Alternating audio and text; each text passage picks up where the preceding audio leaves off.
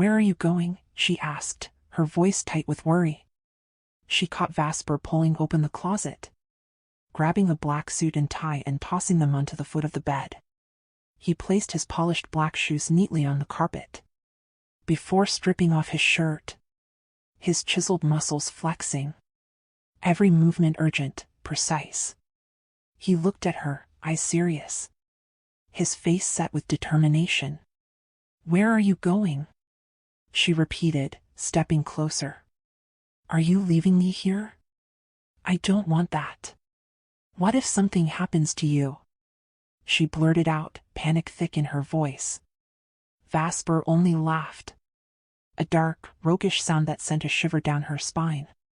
"My love," he said wickedly, pulling on his pants. "I'm more worried about them. About what I'll do if I lose my temper." His tone was dangerous, almost feral. "They seem to have forgotten who I am, what I'm capable of."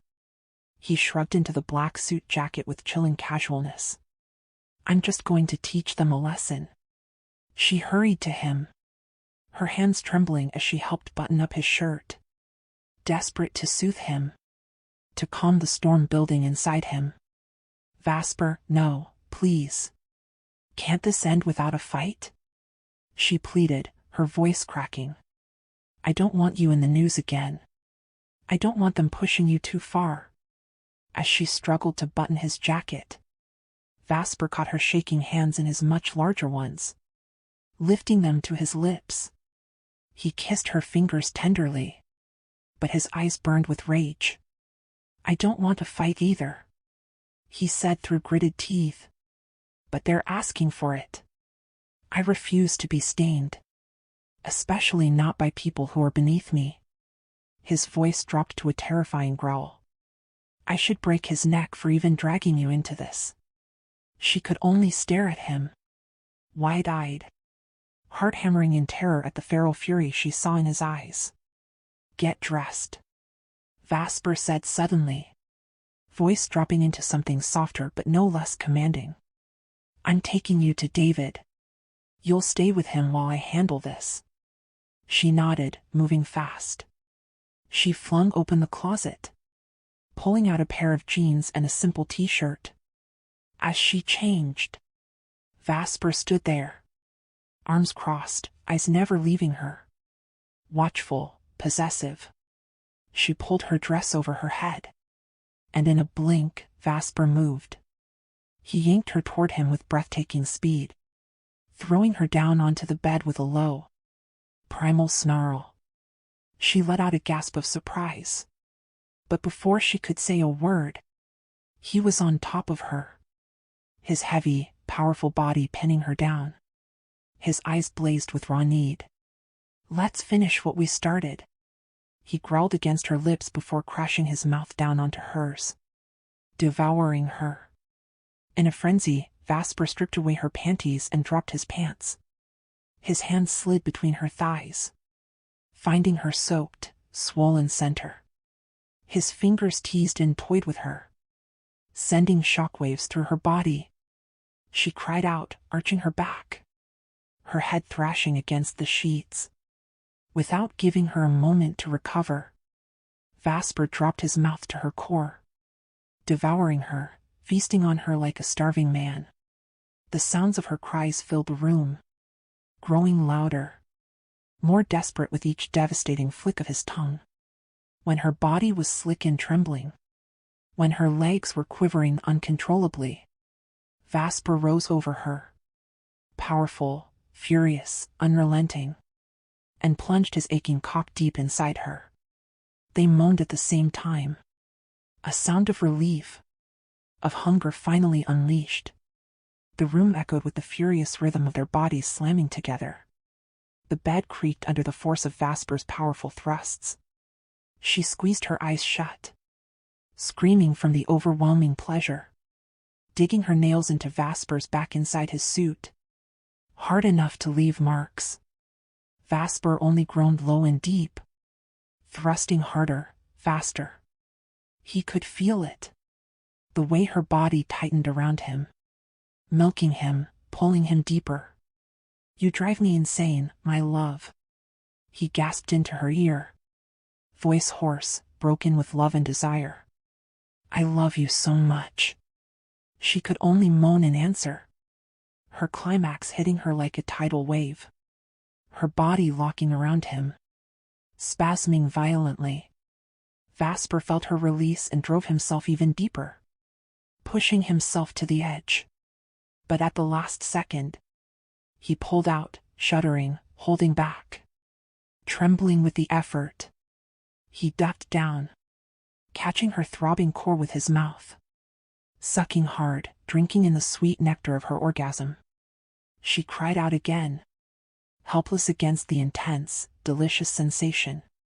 She lay there, limp, legs spread wide in surrender, while Vasper licked and kissed every drop from her. He even slipped a finger back inside her, gathering the last of her release with slow, teasing motions until there was nothing left but the sweet aftershocks of her pleasure. Then, growling low, Vasper climbed back over her and thrust back inside. Thick, hard, urgent. Come with me again, my love. He whispered roughly against her lips. She moaned helplessly, overwhelmed as Vasper began to move again, fast. Brutal, punishing thrusts that shook the bed with every snap of his hips. She clung to him, her body pliant, welcoming every deep, merciless drive. It didn't take long. Together, their bodies tightened again, building, racing toward another inevitable climax. With a final deep thrust, Vasper buried himself fully inside her, locking their bodies together. She felt the hot, shuddering release deep inside her, the pulsing throb of his cock as he emptied himself into her. Vasper growled against her throat, panting heavily. Yes. He groaned, sinking deeper inside. Take all of me, my love. Everything. It's all yours. He whispered roughly against her ear, his breath hot and shaking with emotion. They stayed like that, tangled, gasping, lost in each other. The only sound in the room, the beating of their hearts pounding together as one. The sound of their heavy breathing still lingered in the room. For a few precious seconds, Vasper remained buried deep inside her, savoring their closeness. She let out a soft laugh when her breathing finally calmed, her chest rising and falling against his. I need to wash up. We still have somewhere to be, she whispered, voice hoarse from pleasure. Vasper lifted his head from where it rested against her neck and pressed a deep, lingering kiss to her lips. Slowly, he shifted off her, reaching for the blanket to wipe down his glistening cock. His body still aching for another round he had to deny himself. He had a critical meeting to catch. Yet, he couldn't tear his gaze away from her. Still kneeling between her legs, he stopped her from getting up, his large hands gently gripping her thighs. He wanted, needed, to see his seed spill from her. His eyes darkened with hunger as he raised her legs higher, parting her open fully before him. She let out a breathy laugh, feeling his heated gaze on her pussy. God, Vasper, she muttered, laughing shyly as she realized what he was doing. Vasper only smirked mischievously and coaxed her gently with his fingers. A moment later, he watched as his essence slowly trickled out from deep within her. A thick, glistening trail that made his cock twitch hungrily. He stroked the creamy liquid with slow reverence, spreading it over her sensitive, flushed folds as if marking her, owning her. His fingers glided over her slick, pink flesh, tracing the tender, swollen petals that still pulsed from their earlier union. You're mine. All mine. Vasper growled with a low, possessive voice, admiration and lust thick in his tone. She laughed again, swatting his shoulder playfully. My God, Vasper. Stop it. She giggled breathlessly, attempting to sit up. But Vasper only laughed with her, catching her legs and playfully pushing her back down on the bed, their carefree laughter filling the room. For a brief, beautiful moment, it felt like nothing else existed. No looming threats, no pressures. Only them, completely lost in each other. Gently, Vasper wiped her clean, then kissed her pussy multiple times with loud, wet kisses, making her squeal and laugh uncontrollably, batting at his head. When she finally managed to get up, Vasper caught her in his arms again, pulling her into a searing kiss that left her dizzy. "Come on, get dressed. I have to drop you off with David," he murmured against her lips, his voice teasing yet filled with tender urgency. She nodded and stood up, her bare body gleaming under the soft light as she made her way to the bathroom. Vasper sat at the edge of the bed, watching her with open adoration. "Damn," he muttered to himself. "Look at that hot lady turning her back on me." He whistled lowly, smirking to himself while slipping into his pants. She laughed as she disappeared into the bathroom to wash up. When she came back out, freshly clean and towel-wrapped, Vasper was waiting for her, sitting casually with her underwear dangling from his fingers. "Come here, Mrs. Mondragon. You need to get dressed," he teased, crooking a finger at her. Shanti rolled her eyes, laughing, and reached for her underwear. But Vasper mischievously pulled it away, yanked her towel off, and tossed it onto the nearby vanity chair. Her bare, flawless body was revealed again, and he couldn't resist pulling her close, slipping the panties onto her legs himself. His hands were slow, lingering, eyes burning with fresh desire. Before he finished pulling the underwear up, he leaned in, inhaling the intoxicating scent of her pussy. "God, you smell so good. I want to eat you again," he murmured against her skin. She laughed, blushing furiously as she smacked his shoulder. "Stop it. We have to leave, Mr. Mondragon. Remember?" she teased breathlessly. Reluctantly, Vasper helped her finish dressing, though not without sneaking kisses to her breasts and nipples as she fastened her bra. Shanti quickly slipped into a simple outfit, jeans and a fitted shirt that clung perfectly to her figure. Vasper watched her with shameless pride, letting out a low appreciative whistle. "My wife," he said with a deep, proud tone, his eyes glowing with affection. She blushed and smiled shyly as he pulled her into a tight hug, resting his forehead against hers for a moment of quiet intimacy. "I'll be back soon," he said seriously, his voice filled with firm reassurance. "And after that, we'll go to Japan." She smile faltered slightly, worry flickering across her face. "Can't I come with you?" she asked softly, clutching the fabric of his suit. "No, my love. I need to go alone," he said, stroking her hair gently. "Don't worry. I promise you. I'll be back before you know it." She bit her lip, eyes shining with concern. "Please don't get into a fight again. I don't want another video of you going viral," she whispered half-jokingly, though fear laced her voice.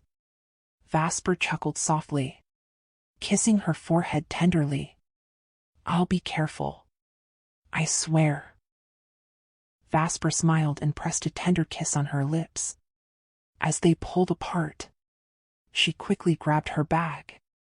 Without wasting another second, hand in hand, they teleported directly to David's mansion. They materialized in the middle of the grand living room, and immediately caught the attention of the 5 guardians present. Startled, all 5 stood up at once, surprised to see them both. Only Justin and Gabriel managed small, welcoming smiles, while David, Jacob, and Louis remained tense and serious. Jacob, in particular, said nothing, his lips tight, his gaze fixed coldly on Vasper. Without a hint of friendliness, Justin and David hurried toward her, pulling her into warm hugs. Vasper stood relaxed, hands resting casually on her waist, but released her gently to allow the brief reunion. The joy on David's and Justin's faces was unmistakable, the genuine happiness of seeing her again. But what drew her attention next was the large television on the wall, broadcasting live news. Their faces, hers and Vasper's, were flashing across the screen. She froze, color rushing to her cheeks as she realized. Vasper, however, seemed completely unbothered, ignoring both the TV and Jacob's silent, burning glare. "Shanti, what happened?" Justin asked once they had all taken their seats again, the room still thick with tension. "Is it true?" "We couldn't believe it," Vasper answered before she could speak. His voice was calm, commanding. "Yes, it's true. That's why I'm here. To leave her in your care, David. I have urgent matters to attend to. I'll be back as soon as possible." David nodded firmly, reading the seriousness in Vasper's face without needing further explanation. "Good that you're here, Shanti," David added, turning to her. "The documents I requested regarding Jake's properties arrived yesterday. We can finally discuss them." The mention of Jake's name darkened Vasper's expression instantly, his jaw tightening. Around them, the other guardians watched Vasper intently, picking up on the shift in mood. "Where's Marco?" she asked, glancing at the other 4 guardians seated on the sofas. "He's in Japan with his fiancée, with Jasmine," Justin answered. "He's staying there permanently now since their wedding is coming up soon." She smiled politely at the news, but without meaning to. Her eyes briefly met Jacob's. His stare was sharp, almost accusing. The tension between them crackled for a heartbeat before Shanti quickly averted her gaze and turned back to Vasper. "Come back soon, all right?" she murmured, cupping Vasper's cheek with both hands. "I will," Vasper promised softly, sealing the vow with another kiss on her lips. Jacob dropped his gaze to the carpet, refusing to look at them any longer. David excused himself to the kitchen, calling out, "Lorena, Shanti's here." From the back of the house came a shriek of pure excitement, and a moment later, Lorena came rushing in, laughing and crying all at once. "Miss Shanti! Oh my God! I missed you so much!" Lorena squealed, throwing her arms around Shanti in a tight hug. She laughed warmly, glancing over Lorena's shoulder, only to find that Vasper had already disappeared, teleporting away without a sound. The guardians, seeing the joyful reunion, couldn't help but smile among themselves. Even the heavy tension lightened a little. Only Jacob remained silent, his gaze locked on Shanti from across the room. Louis noticed and, with a smirk, smacked Jacob on the head with a throw pillow. Jacob blinked as if snapped out of a daze, and the others chuckled at the playful moment. Still, Jacob stood up without a word and walked out of the mansion, heading toward the garden and disappearing into the gazebo. His figure was tense, brooding. Meanwhile, David returned from the kitchen carrying a tray with a teapot and cups. "Shanti, here's some tea. I assume you're not pregnant yet?" he teased lightly. "You can drink this. Just not if you are." Shanta's face flushed bright red. "Not yet, David," she replied, laughing awkwardly. Justin burst into laughter. "Next time, ask first before serving." Gabriel and Louis joined in the laughter, while Lorena shyly stood up, embarrassed. "Sir David, I should have done that. I should be serving her," Lorena said, biting her lip. "No problem, Lorena. You just missed her too much." David replied, chuckling as he set the tray down on the center table.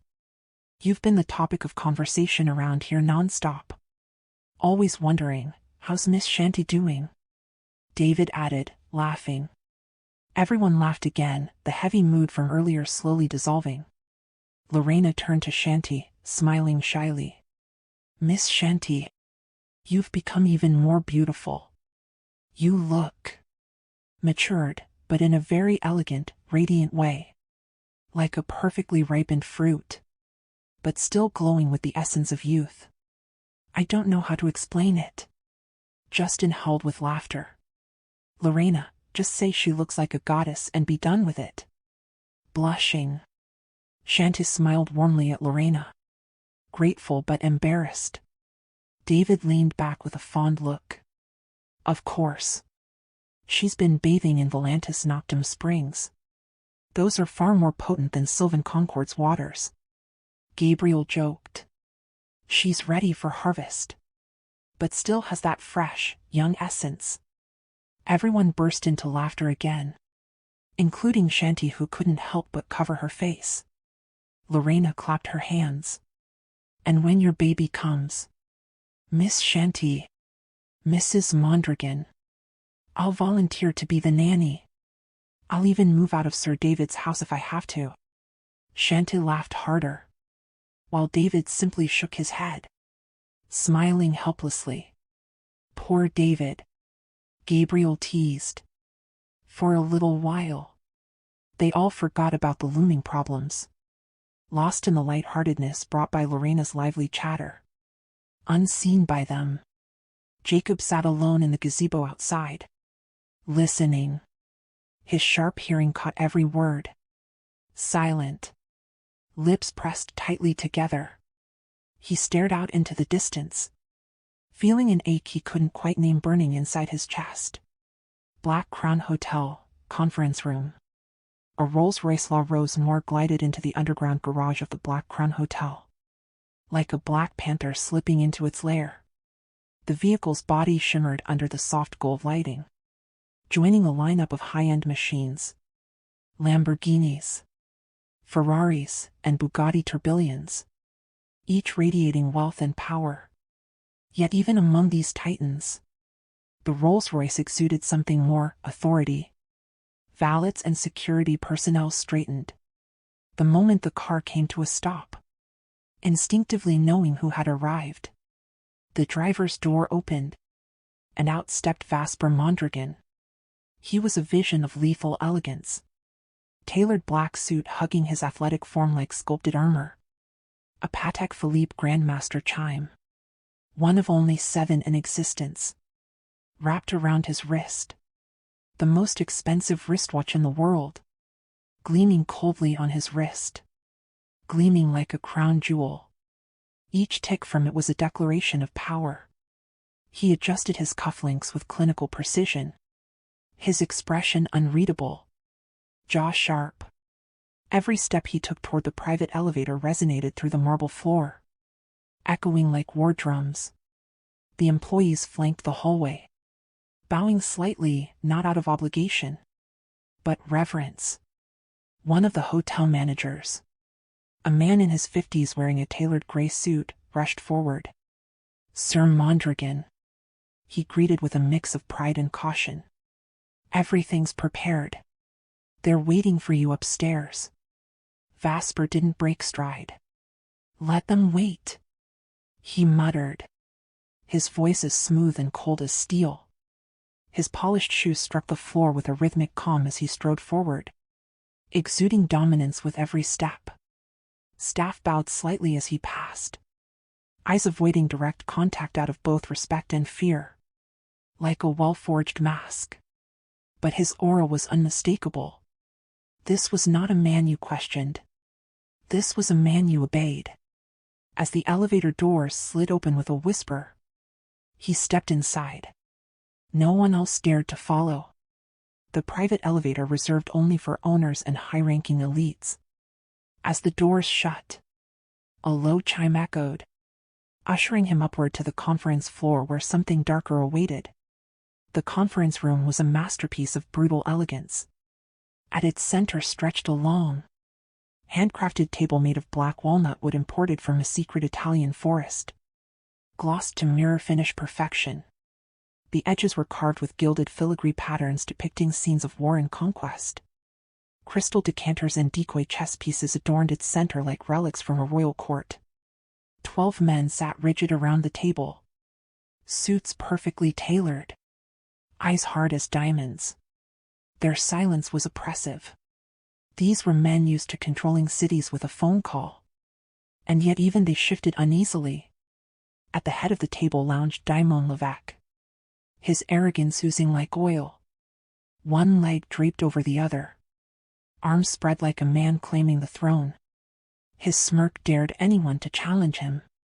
Beside him sat his infamous parents. Etienne Levaque, a French-Swiss oligarch whose control over luxury timepiece empires and global aviation routes earned him the nickname the Clockmaker King.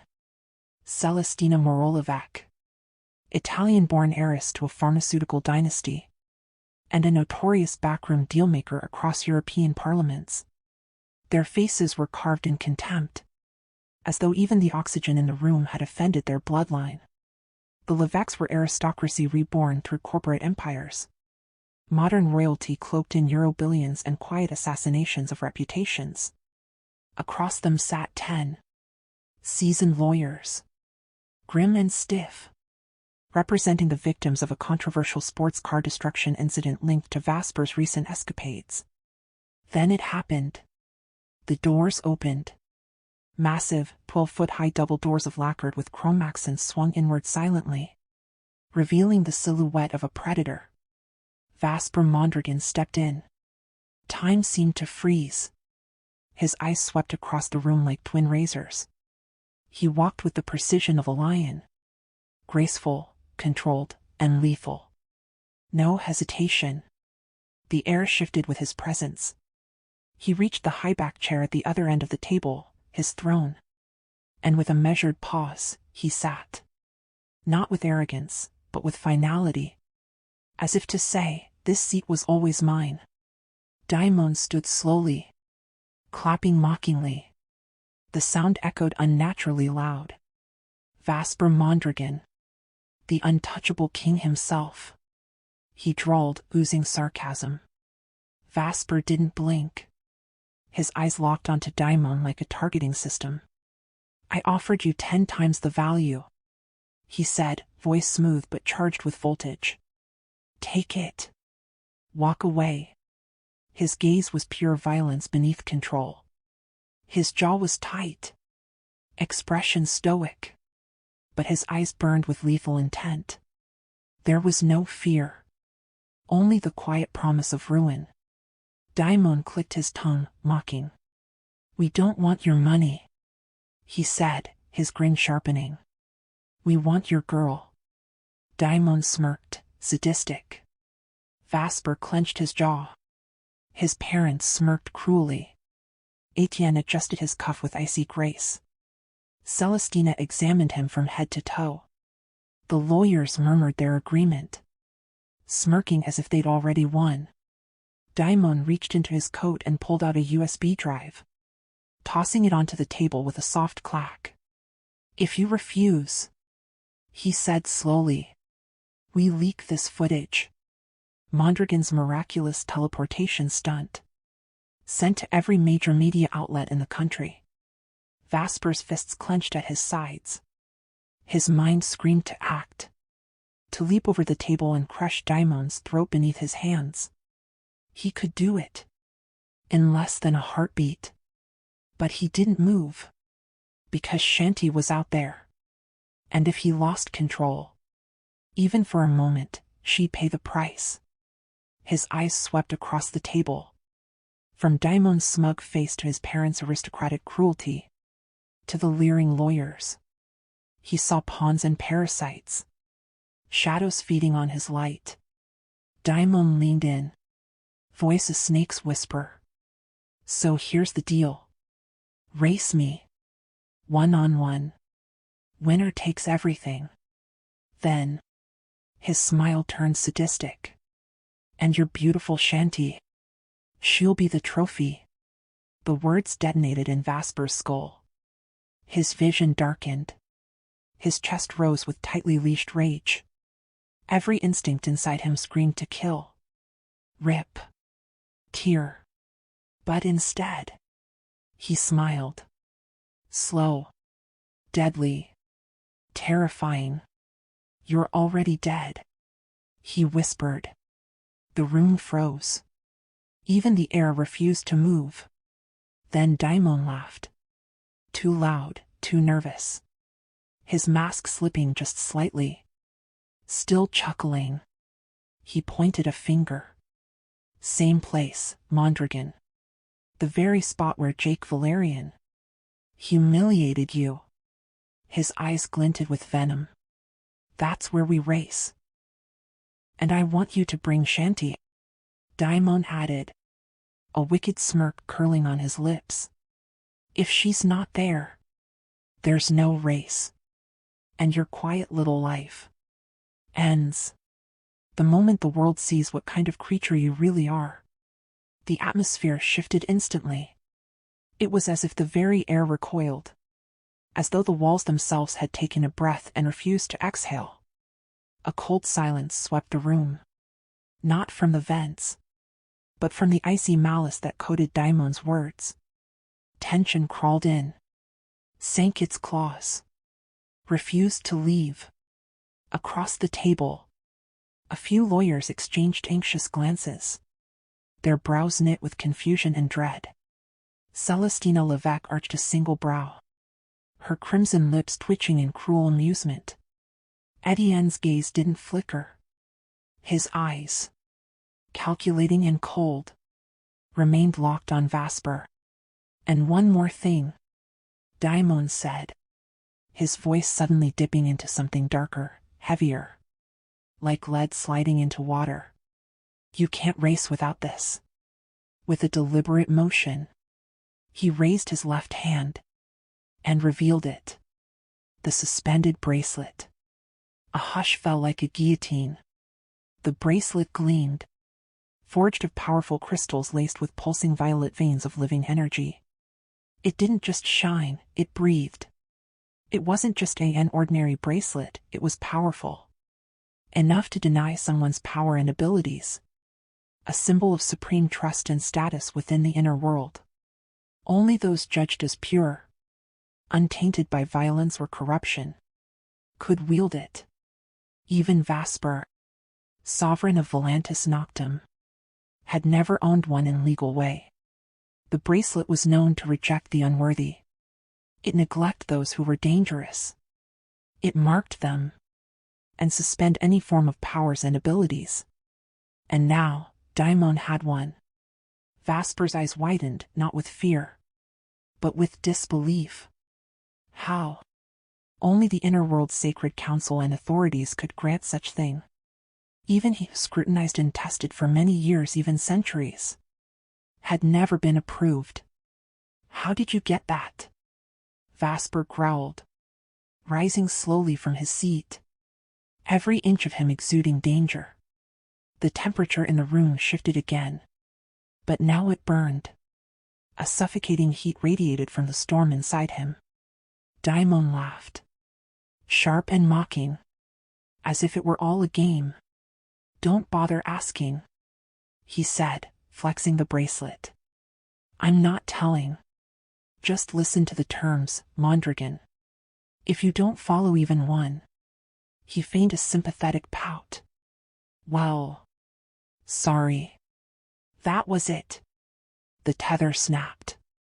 In a blink, Vasper vanished from his side of the table and reappeared in front of Daimon, faster than human eyes could follow. Crack. Daimon flew. He sailed across the room, his body crashing into the corner wall with a violent thud. The sound of his impact echoed, followed by a guttural groan of pain. Celestina screamed and darted forward. Etienne froze, his jaw clenched, fury and horror playing tug-of-war behind his expression. No one else moved. Not a breath. Not a whisper. The room had become a mausoleum.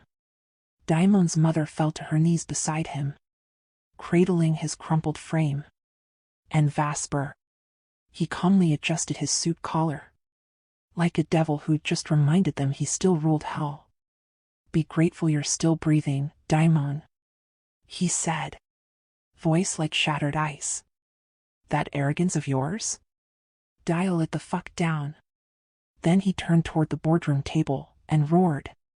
And don't you threaten me again.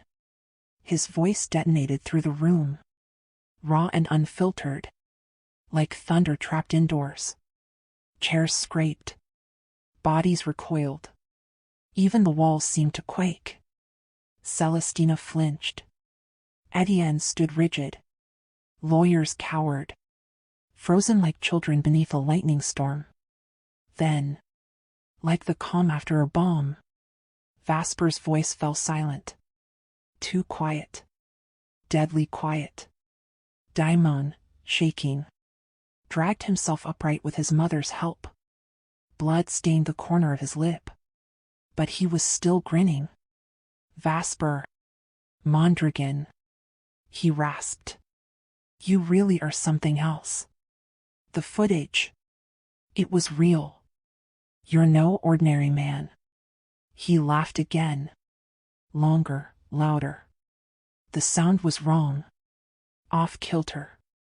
Mad. Vasper's stare turned nuclear. But. Daimon chuckled. You're brainless.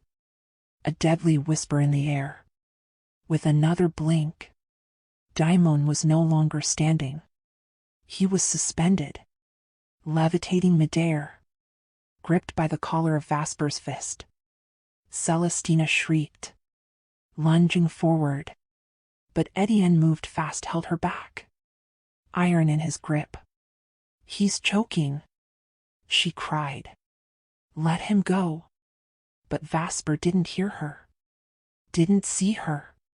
He saw only Daimon, a smug bastard dangling by his neck, still smiling through the pain. A war of wills. A stare between gods. One determined to crush, the other too insane to kneel. Vasper's grip tightened. Daimon gasped, his breath dwindling. But he still managed to speak. Let go of me, Vasper. It's all being recorded. He coughed, grinning wider. Surveillance sees everything. Then, as if he were possessed, he laughed again. Thank you for giving me exactly what I needed. Turns out exposing you wasn't that hard after all. Vasper froze. It was a trap. He'd been played, provoked into unleashing his power. And now, it was all on camera. Damn it. His jaw clenched. His hand trembled. Then slowly, excruciatingly, he lowered Daimon back to the ground. Daimon hit the floor in a coughing fit, one arm clutching his ribs. Yet through the pain, he smiled, brushing himself off like nothing had happened. Though inside his body there's something wrong. Celestina and Etienne rushed to him. Part fear, part twisted pride. Celestina turned, her face contorted in rage. Monster, she hissed. Vasper met her eyes. Serene, unmoving. But she flinched, because in his silence, she saw it. The thing she feared most. What Vasper could become. And why? He asked softly. Should I believe a single word from your twisted mouth? Daimon wiped the blood from his lip, raised his hand. Click. The projector powered on. The lights dimmed, and the room filled with horrifying clarity. Footage. Vasper, teleporting. Vasper, attacking. Vasper, lifting Daimon effortlessly into the air. The beast, unveiled. Daimon's voice echoed. Brain versus brute strength. Vasper stood, eyes on the screen. His fists clenched so hard they shook. He said nothing. There were no words that could fix what had just been seen. So he turned, walked to the door. Each step was thunder in his ears. He needed to leave, now, before something inside him snapped again. But Daimon had to speak. Yes, Vasper. He yelled behind him. Go home. Drown yourself in pleasure with Jake Valerian's girl. And soon. He chuckled darkly. She won't be yours anymore. Vasper stopped. Turned slightly. Just enough for Daimon to see the gleam of fury in his eyes. The smile on his lips was calm, but the rage behind it burned like apocalypse. Then he faced forward again and stormed out. Boom. The door slammed behind him with the force of a cannon blast. The hinges screamed. The walls shuddered. It was as if something monstrous had just been locked away. Barely. Inside the room, silence returned. Heavier, darker. Everyone sat motionless. Stunned. Daimon, breathing ragged, collapsed into a chair, coughing violently. Blood trailed from his mouth. Get a doctor. Celestina screamed, panic replacing fury. Now. Etienne barked. Together, they lifted Daimon. His pride was intact. His body was broken. His plan? Perfect. Back at David's mansion, the air was thick with tension. Everyone stood in a serious formation. Shanti was in front, her tear-streaked face turned toward them, while the 4 guardians stood opposite her, facing each other with intense, wordless glares. The air around them buzzed with unspoken conflict. Each man locked in silent judgment of the others. She silently wept. Her tears trickled down her cheeks as she stood before David, her voice trembling as she spoke about the incident with the sports cars. Every word she uttered carried weight, shaking the fragile calm in the room. David, seated on the edge of the sofa, rubbed the back of his head in frustration, staring blankly at the ceiling. His other arm rested lazily along the couch, but the tension in his shoulders betrayed his unease. This was another mess they had to clean up.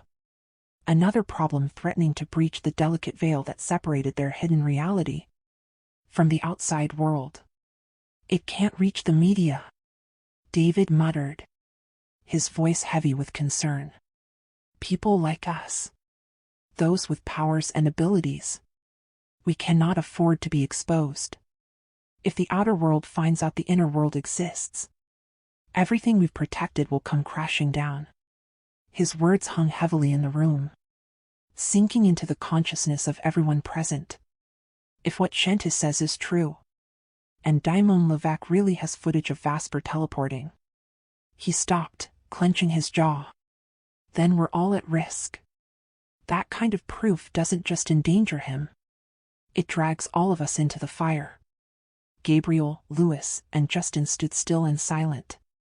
But even in their silence, their shifting glances spoke volumes.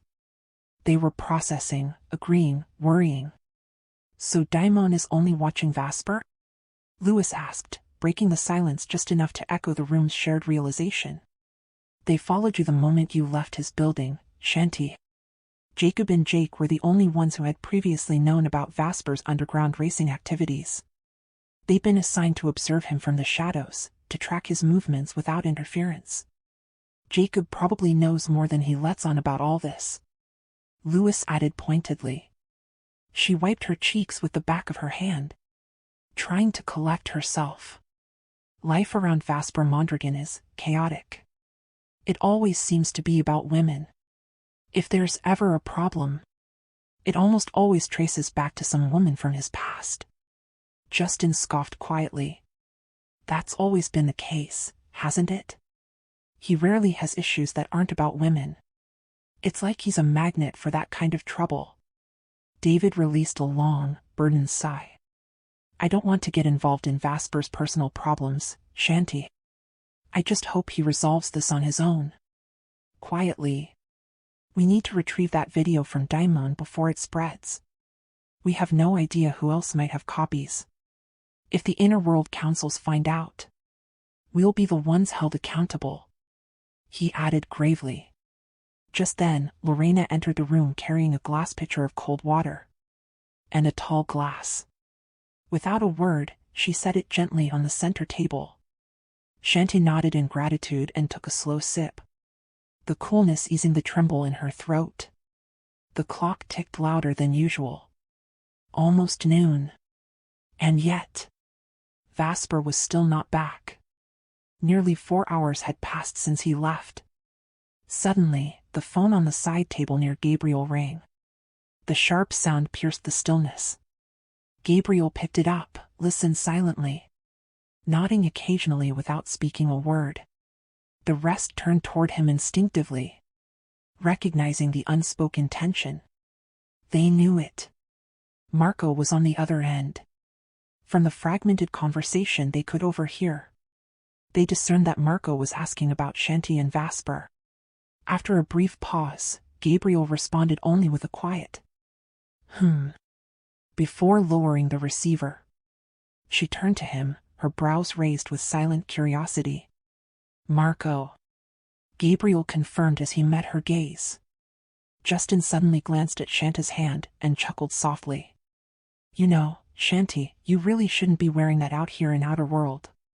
Especially not in public. That ring you're wearing, it's worth a fortune. Someone might take an unhealthy interest in you. I hope nothing bad happens, of course," he added lightly, but with an undertone of concern. Everyone turned to look at her hand. 4 rings adorned her fingers, glittering. "They don't just go anywhere, Justin," Lewis remarked, defending her with a calm tone. "Yeah, sure," Justin replied. "But even so, you don't wear that kind of thing daily. Especially if you care about safety. I mean, even if Vasper is powerful, he should still be cautious. He doesn't want me to take them off," she explained shyly. "I already brought it up with him, but he insisted. I just couldn't say no." Her voice was soft, and she hid her hands in her lap, embarrassed. Then David spoke again. This time his tone colder, and his gaze fixed on her. "I used to think the story of the Veil of Eternity was just a legend, but it's truly in Vasper's hands. I'm honestly impressed. His past adventures in the inner world have made him incredibly experienced in battle. But still, he's selfish. Everything he does, every risk he takes, it's all for himself." The room fell quiet. All eyes turned to David. The air grew heavier. No one dared to speak. She lowered her head. She didn't want to argue, even though her heart screamed otherwise. Even now that Vasper was a king, he was ready to leave everything behind for her. To live a simple life in the outer world, to start anew as husband and wife. To build a family away from the chaos. If that was called selfishness by David, then so be it. She no longer cared. She refused to look at him. "How long are you staying here in Outer World, Shanti?" Gabriel asked, changing the subject. "We've got 3 weeks left in our vacation," she answered softly. The guardians nodded in unison. "When's the wedding?" "Here in Outer World?" Jacob's voice came from the doorway. No one had noticed him arrive, and they turned toward him in surprise as he stepped forward, heading toward the sofa. "Next year, Jacob," she replied. After the first anniversary of Jake's death, everyone looked at her. A veil of sadness fell across the room. Their eyes dimmed, haunted by the memory of Jake. A painful silence took hold, thick and unrelenting, as if grief itself had entered the room. The atmosphere was heavy, so heavy it was almost suffocating. The light seemed dimmer. Time felt slower. No one moved, no one dared to speak. The silence was no longer awkward. It was reverent, sacred. They were all mourning something deeper than just a person. They were mourning the past, the wounds that never truly healed. Jacob finally sat down. His movements sluggish as though the weight of memory dragged his body down. Yet his gaze remained sharp, piercing through her. "You know," Jacob began, voice low and firm. "Vasper won't last that long." Her eyes widened slightly. 3 months. That was the agreement, wasn't it? He continued. "From the day you two got married. Don't forget what King Elander said." His words lingered like a threat cloaked in truth, sending a silent tremor through her chest. Suddenly, she shot up from her seat, eyes blazing with fury as she glared at Jacob. Her chest rose and fell rapidly, breath trembling with rage. "Jacob," she shouted, her voice cracked with emotion. "I will never allow you to do that to my husband. If you plan to fight him, then you'll have to face me instead," she declared, voice fierce yet breaking as tears spilled freely down her cheeks. "I am no longer part of the Sylvan Concord. I live in Volantis now. And I will not follow King Elander's will. I refuse to obey his orders," she cried out in defiance, her voice now trembling with both desperation and pain. Lorena came running into the living room, worry etched across her face as she rushed to Shanta's side. The guardians, all surrounding her, wore expressions of helpless sorrow. None of them could speak. They could only look at her with pity in their eyes. But Jacob felt something entirely different. Deep inside him, an ache burned. A sharp, gutting pain watching the woman he loved stand so fiercely for another man. The atmosphere in the mansion was thick. Thick with emotion. Suffocating with unspoken tension.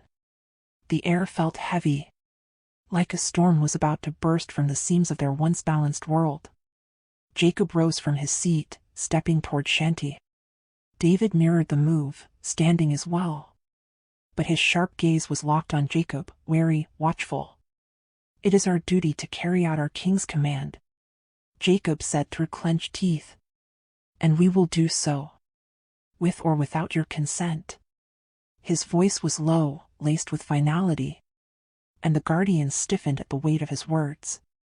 "That means," Jacob added coldly, "there's no way your marriage to Vasper will ever be recognized here in the outer world." His statement landed like a bomb.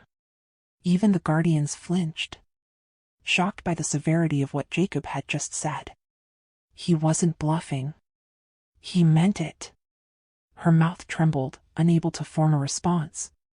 Her tears flowed without end, lips quivering as she tried to breathe.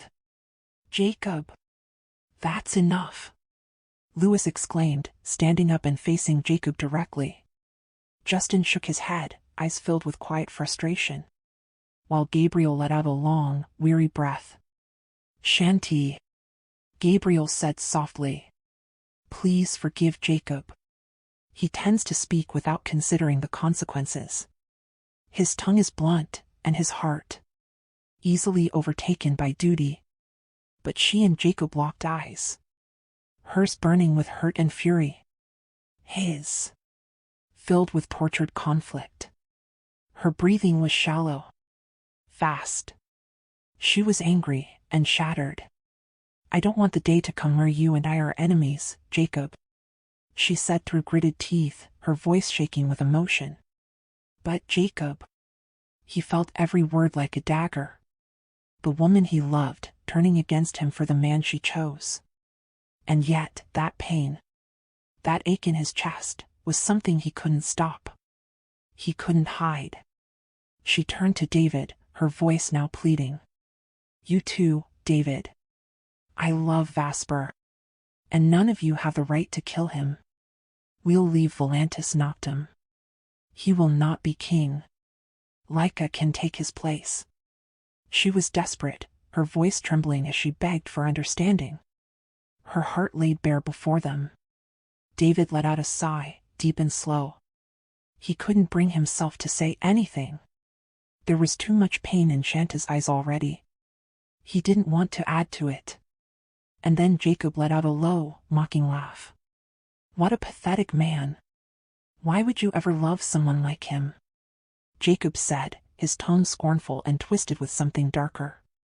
It was the first time she had ever heard Jacob speak that way.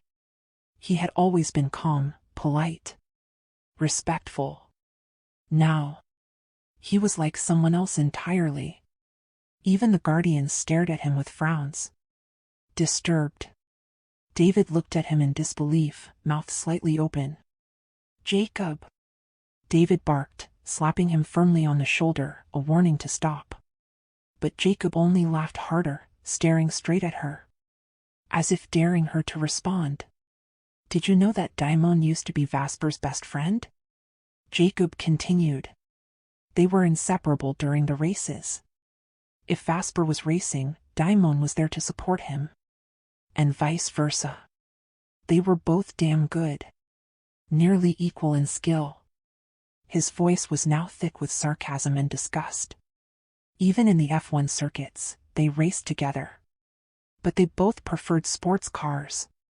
Because of a woman. All the guardians fell silent. Captivated now. Even they couldn't deny the curiosity creeping into their hearts. Jacob smirked. Her name was Ayame Takahashi. Ayame. A vision of grace and beauty. Her skin was pale as porcelain. Her eyes a rare shade of golden amber that shimmered under any light. Silken black hair cascaded down her back like midnight waves. A legendary beauty. Her family owned one of the most influential automotive and tech dynasties in Japan. Takahashi International. Renowned across Asia for cutting-edge vehicles and private racing leagues. She was Daimon's girlfriend. Rich, famous, stunning. Jacob said. One day, she dared them to a race. Just a game, they all thought. But her prize. Jacob chuckled bitterly. She said. Whoever won the race would get to sleep with her. On her birthday. Just one night. The room fell into stunned silence. Daimon, arrogant as ever, thought he had it in the bag. He was confident he'd win. And even though Vasper knew she was already engaged to Daimon, he still took the race seriously. He could have let his best friend win. But no. Vasper crushed him. Jacob's voice was laced with venom now. And Ayame? She was thrilled. She ran straight to Vasper after the race. Threw her arms around him. Kissed him like he was the one she'd always wanted. Jacob shook his head, scoffing. Jake Valerian and I were there. In the crowd. We saw it all. They kissed in front of Daimon. Like he didn't even exist. But Daimon. He didn't lash out. He just laughed. Played along, like nothing happened. Jacob's expression turned darker, and everyone in the room listened with bated breath. The next day. Her birthday. They threw a party. Huge crowd. Daimon was there too. Pretending like nothing was wrong. But Ayame? She got drunk. And when she did, she climbed onto Vasper's lap and kissed him in front of everyone. In front of her fiancé. And Vasper? He didn't push her away. He didn't say no. Jacob's voice cracked slightly, trembling with outrage. He carried her in his arms, laughing. Brought her into a hotel room. And you know what happened next. Jacob let out another bitter laugh. The room was gripped in stunned silence. Shanti was frozen, her lips parted. Her eyes wide with shock. Lorena, who had been listening quietly, looked horrified. Her eyes burning. Jacob stepped forward again, his voice now cold and condemning. That is the man you love, Shanti? That worthless, shameless man? He raised his voice. You should be grateful if I kill him. At least then, you'd finally be free of a man who never deserved you. Jacob gritted his teeth, eyes locked with Shanti's tear-streaked, blazing gaze. Her face was pale, stunned, clearly still trying to process everything she had just heard. The truth was too much, too heavy, and it hadn't fully sunk in yet. All this time, Vasper had only told her that the woman kissed him first, but he never once mentioned that Daimon was his best friend. That changed everything. David let out a deep sigh and stepped closer, gently placing a hand on Jacob's chest as if to calm him. "Enough, Jacob," David said, trying to rein him in. "I understand now." This explains Daimon's rage toward Vasper. But Jacob's eyes burned hotter. He slapped David's hand away. "No, David," Jacob growled. "That's not the real reason Daimon hates him." Everyone froze. Shock rippled through the room. "What? That wasn't it?" Justin let out a disbelieving laugh. "Jacob, you sure know a lot. Is all of this even real?" he asked, half joking. But Jacob shot him a sharp glare. A glare so piercing and cold it immediately shut Justin up. Shanti collapsed onto the sofa, her knees too weak to hold her. Her breath was shallow, her mind spinning. She didn't want to hear any more. But her thoughts kept racing. So the woman had been in love with Vasper all along, not Daimon. She was only going to marry Daimon for her family's sake. But Daimon? He truly loved her. Jacob's voice cut through the silence like a blade. "After that night, Jake and I were confused. They were still best friends. Vasper and Daimon, still acting like nothing happened. As if that betrayal didn't matter. Everyone thought Daimon was the boyfriend. But the woman? She kept clinging to Vasper, kissing him, touching him. And Vasper? He never pushed her away." Shanti gripped the edge of the sofa. Her heart was pounding out of control. Jacob continued. "Then came the day Vasper met Samara. He brought her to one of the races. And that was the day Daimon's girlfriend snapped. She confronted Vasper in front of everyone, screaming, accusing him of betrayal. Daimon stood there, just listening." Jacob clenched his fists. His voice trembled. Vasper looked her dead in the eyes and said, "We're not in a relationship. Why would you be mad at me? Daimon's your boyfriend, not me." Justin and the others gasped. Justin even slapped his own mouth in disbelief. "That's heartless," he muttered. Tears streamed down Shanta's face. A pile of tissues sat beside her, used and crumpled. Her heart was shattering all over again. Jacob took a breath. I won't even repeat what else Vasper said to her. He humiliated her right in front of Daimon. But the truth is, she was always the one chasing after him. Jacob's voice broke. The next day, she was found dead in her room, overdosed. And that was the end of Vasper and Daimon's friendship. The room fell into stunned silence again. The woman's family blamed Daimon. Said he must have cheated. Said she found out and took her life. They pulled all their investments out of Daimon's businesses. Their empire collapsed overnight. No one ever knew the real story.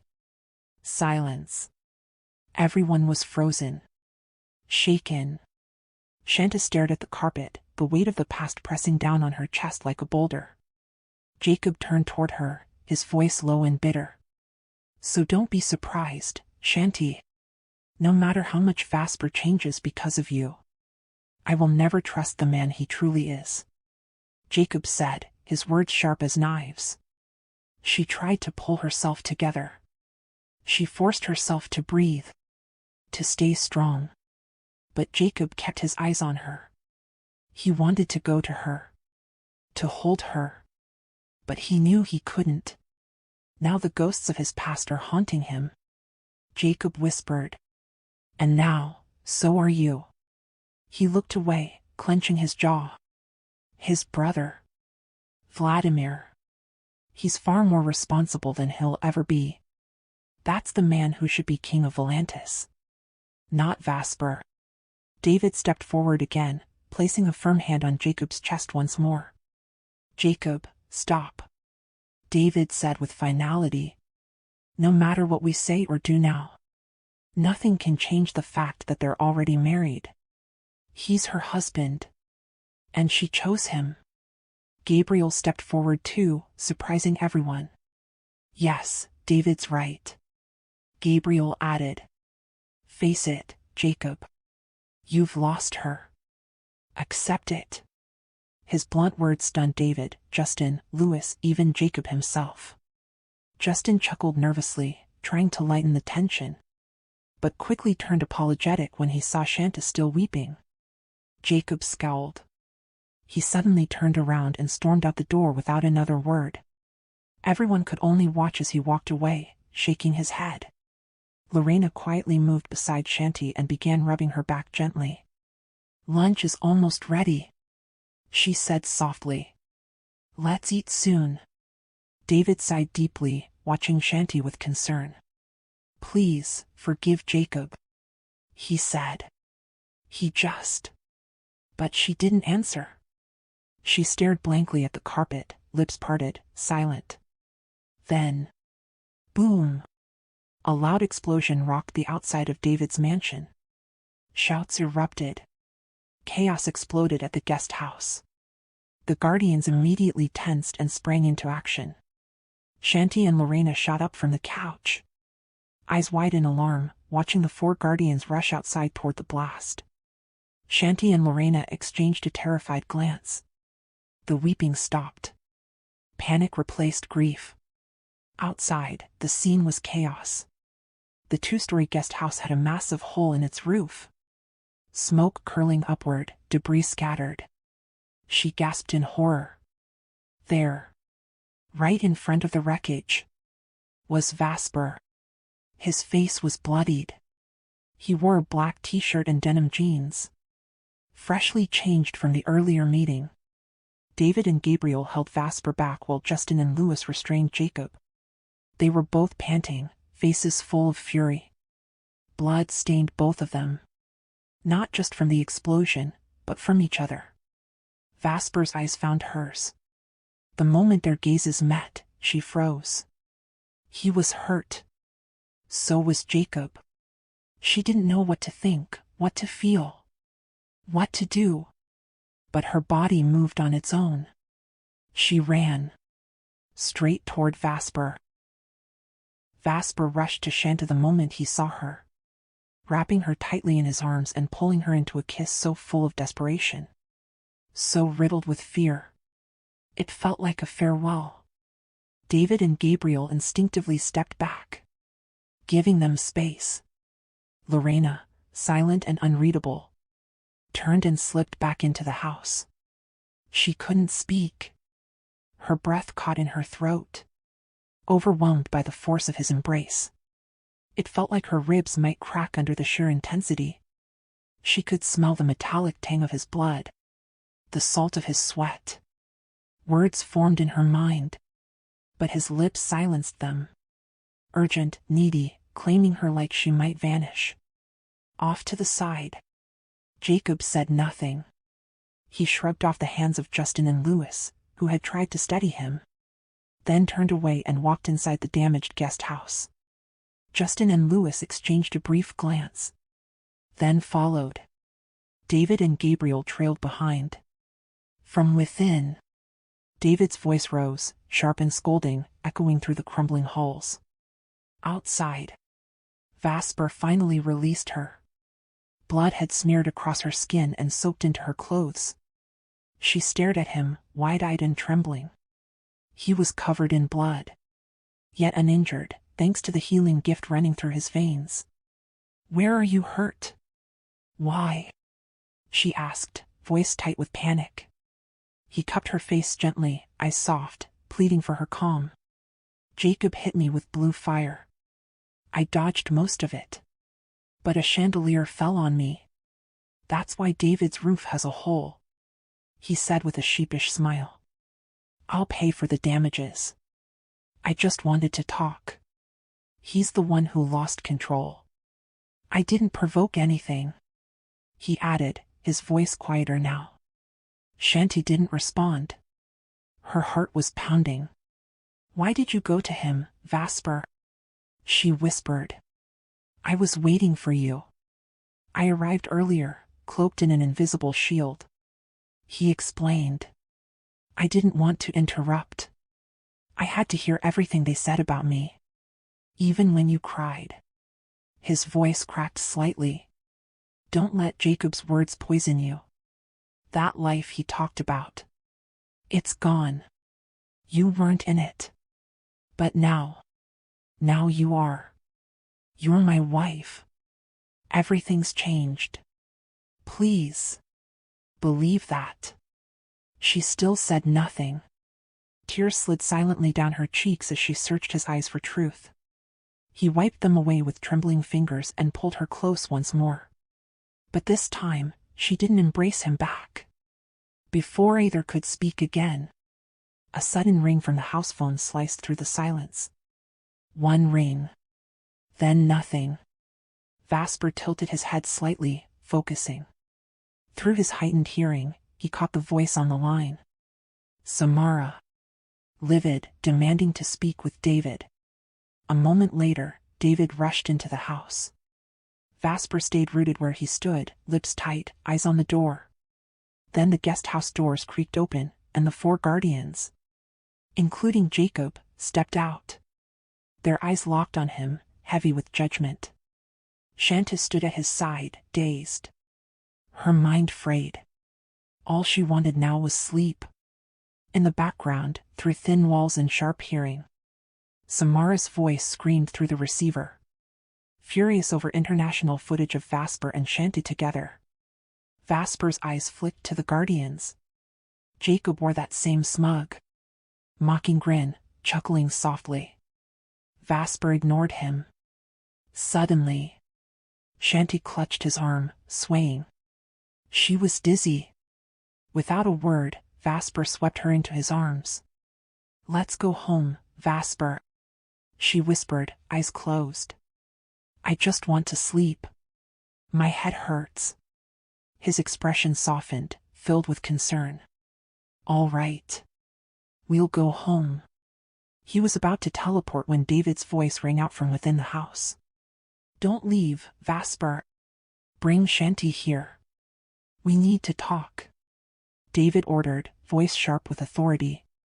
Without hesitation, Vasper teleported, appearing in David's living room in a blink. She cradled against his chest. Her arms were draped around his neck. Her body limp, her breathing shallow. I'll take her to the healing bath first. I'll come back, Vasper said, his voice calm. But his eyes burned with urgency as he looked at David, who was just lowering the telephone receiver, his face clouded with deep concern. At that moment, the 4 guardians burst into the living room. Faces drawn tight, steps brisk and alert. Their eyes locked instantly onto Vasper and Shanti. Concern etched into every line of their expressions. She's outside the gate. David, Samara's here. Justin reported, breathless. Shanti and Vasper turned to each other, their eyes meeting in a flash of tense understanding. I didn't think Samara would find this house, David muttered, exhaling sharply. His gaze narrowed at Vasper, unease coiling in his shoulders. Can you believe that?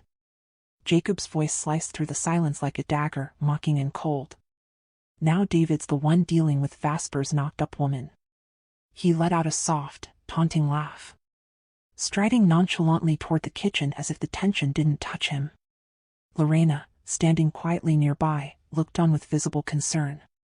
Her eyes flicked to Shanti, lips parted slightly, as if she wanted to speak but couldn't find the right words.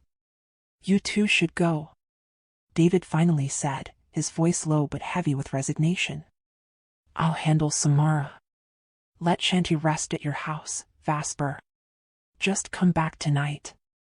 Justin, Louis, and Gabriel exchanged glances, arms crossing, their posture rigid with disapproval. Why are you the one taking the fall for him, David?" Louis asked sharply, eyes narrowing. "Let him clean up his own mess. Are you the savior of his world now?" Vasper turned to Louis, his stare cold and cutting, but he said nothing. Shanti, however, looked down, shame creeping up her face. She began to squirm in Vasper's arms, trying to get down. But he held her tighter, refusing to let go. "Vasper, face her," she said softly. "Let's face Samara together. Maybe then she'll stop coming after David." "David. I'm sorry," she added, turning her gaze to him with quiet sincerity. Vasper let out a long breath. He knew Samara, knew how she turned rage into wildfire. She never listened, never reasoned. And then, the doorbell rang. Lorena flinched, visibly startled. She turned to David, eyes wide and uncertain, awaiting his word. "Put me down, Vasper," she said gently. "I'll take you home," he replied, his voice firm. "I'll face her myself." But she remained resolute. "Your problem is my problem now. She's looking for me." Vasper stared at her for a long moment. Then finally, reluctantly, he gave in. The two other guardians quietly slipped out of the room, disappearing into the kitchen, leaving behind a silence heavy with tension. "Lorena," David commanded, his tone sharp. "Tell Samuel to open the gate. Bring them to the gazebo. We'll talk there." Lorena gave a quick nod and rushed down the hall.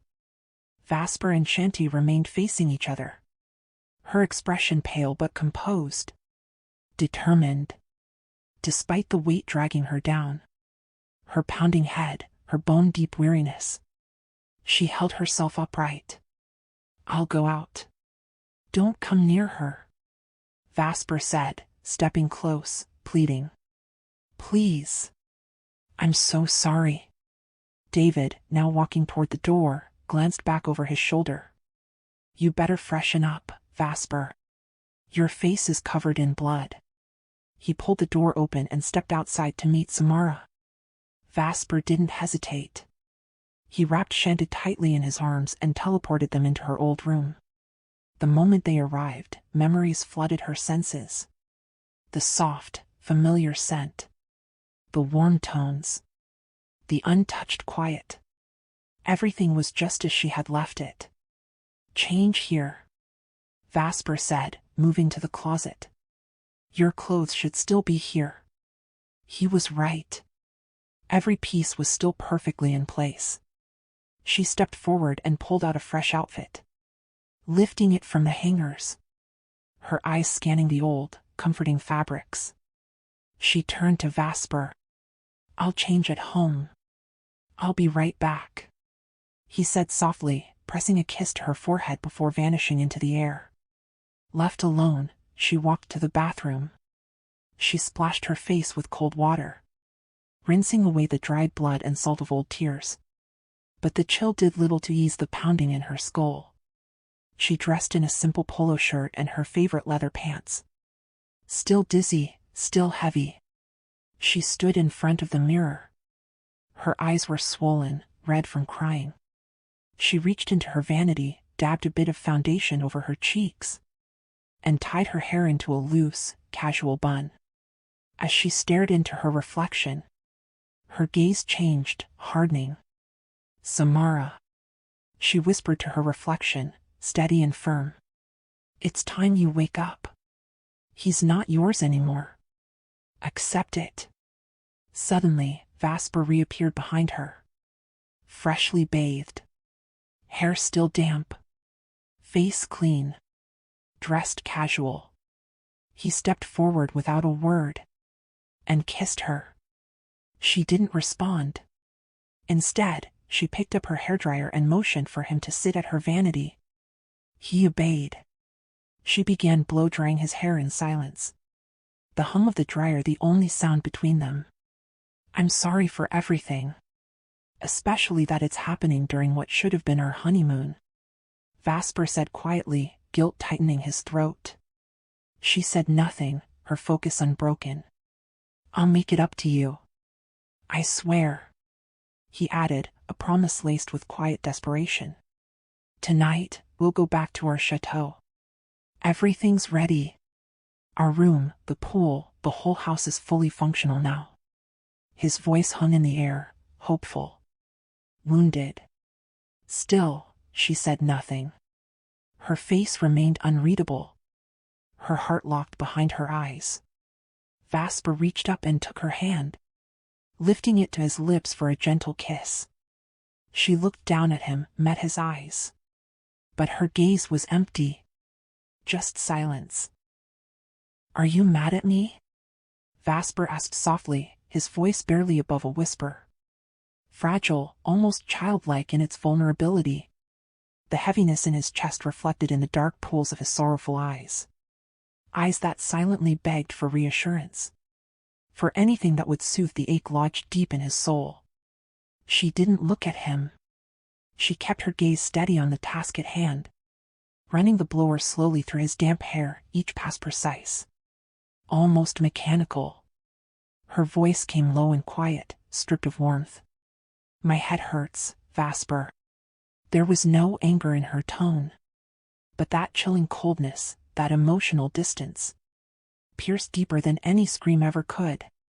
It was the kind of tone that froze you from the inside out. That said more than words ever could. You don't need to face her. Vasper murmured, his voice laced with pleading restraint. I'll deal with her myself. But she didn't let him finish. I don't want her disturbing David anymore, Vasper. She cut in firmly, each word deliberate, her voice steady. But behind it, pain simmered. Now that I'm your wife, your problems are mine too. I'll endure this, for today. Her fingers were about to release the dryer when, without warning, Vasper reached up and grabbed her wrist. He pulled her toward him in one swift motion. His desperation raw, unfiltered. Then he kissed her. Hungrily, achingly. Searching for something he had begun to fear was gone. Her lips met his. But they didn't move. They were cold. Motionless. And that silence in her mouth. It crushed him. She hadn't resisted. But she hadn't responded either. There was no warmth, no answering hunger. No surrender. Just nothing. Vasper lingered a second longer. Hoping, praying, that she'd kiss him back. But she didn't. The moment passed like a blade through the air. And when he finally pulled away, the silence that followed was deafening. Suffocating. Neither of them could smile. Not like this. Not with what waited outside. Not with her waiting, Samara. The ghost of a mistake turned flesh. Without a word, they stepped out of the room and into the living area. From behind the floor-to-ceiling tinted glass wall, the garden stretched out like a painting, green, pristine. Except for the scene under the gazebo. There, beneath the arched wooden canopy, stood David. Stoic. Calm. Waiting. And facing him, glowing beneath the soft light, was Samara. The tight maternity dress hugged her every curve, emphasizing the round swell of her belly. Her long, dark hair cascaded in perfect waves. Her beauty was luminous, radiant in a way that felt theatrical. Intentional. Even her bodyguards, dressed in matching raven black suits, looked more like accessories to her drama than protectors. Of course she was beautiful. Of course she still had that glow. No one could deny that she had once bewitched Vasper. And for Shanti, seeing her now, this woman who had once shattered everything between them, it was like being carved open from the inside. There she stood, proudly carrying the living proof of betrayal. Shanta's lips pressed into a thin, bloodless line. Her heart twisted violently as memories surged. Her own sleepless nights, Vasper's broken apologies. She felt not just sorrow, but fury. And yet, deeper still, was the acidic sting of jealousy. What had Samara shared with Vasper? What kind of intimacy? What touches, what whispers, what lies? And here she stood, his wife. But not to the world. Not yet. Until they were remarried in the outer world, she was just a secret. Her fists clenched by her sides. She swallowed her pride. Swallowed her rage. Not because she forgave, but because she was claiming her place. Today, she would not falter. Sensing the tremor in her chest, Vasper turned and wrapped his arms around her, gently turning her face away from the painful view. He pulled her against him, tightly, protectively, as though he could shield her from the sins of his past simply by holding her close. "I'm so sorry, my love," he breathed into her ear, his voice quivering with remorse. "I can't control the minds of others." It was a whisper, a prayer, a desperate confession wrapped in guilt. Across the room, the four guardians watched silently from the sofas. Their eyes followed Shanti, unreadable but tense. Jacob sat forward, elbows on his knees, fingers laced beneath his chin, his face shadowed in serious contemplation. When their eyes met, his gaze said everything. "I'm here. I'm watching." Justin, Louis, and Gabriel sat in a quiet hush, the pressure of the moment heavy in their chests. Then Shanti turned back toward the window, just in time. Through the glass, she saw Samara's hand whip through the air and connect with David's cheek in a sharp, echoing slap. Shanti gasped quietly. Her stomach dropped. Samara was shouting now, wild. Eyes blazing, her voice loud even through the glass. David didn't react. Not violently. Not even verbally. He stood with the poise of a king. Unmoved, which only seemed to fuel Samara's fury. Shanti's heart thundered in her chest. Her hands trembled. She wanted to go out there. Wanted to slap Samara back. To scream, to rip her apart word for word. She wanted to fight for her man. For herself, for the pain Samara had caused. She clenched her jaw. Steeled her spine. Locked the storm inside. Because this wasn't just about Samara. This was about her place. Her right. And she would not let anyone question it again. Not after today. Not ever. Shanti stood frozen. Her eyes locked on the glass wall, breath short and ragged as tremors rippled through her body. Her hands clenched at her sides, every muscle taut, shaking. Not from fear, but from a violent collision of disbelief and rage. She could see it all. Heard it in her head even before her ears confirmed it. That slap. That insult. That violation. And then her body jerked forward. She was moving, ready to charge out. Ready to face Samara head-on. Ready to confront the chaos with fire in her soul and fury in her veins. But before she could take another step, a shadow blocked her path. "No!" Vasper barked sharply, stepping in front of her with outstretched arms. His presence was solid. Protective, an unmovable wall between her and the storm. "She's gone too far, Vasper," Shanti screamed, her voice raw, cracking beneath the weight of fury.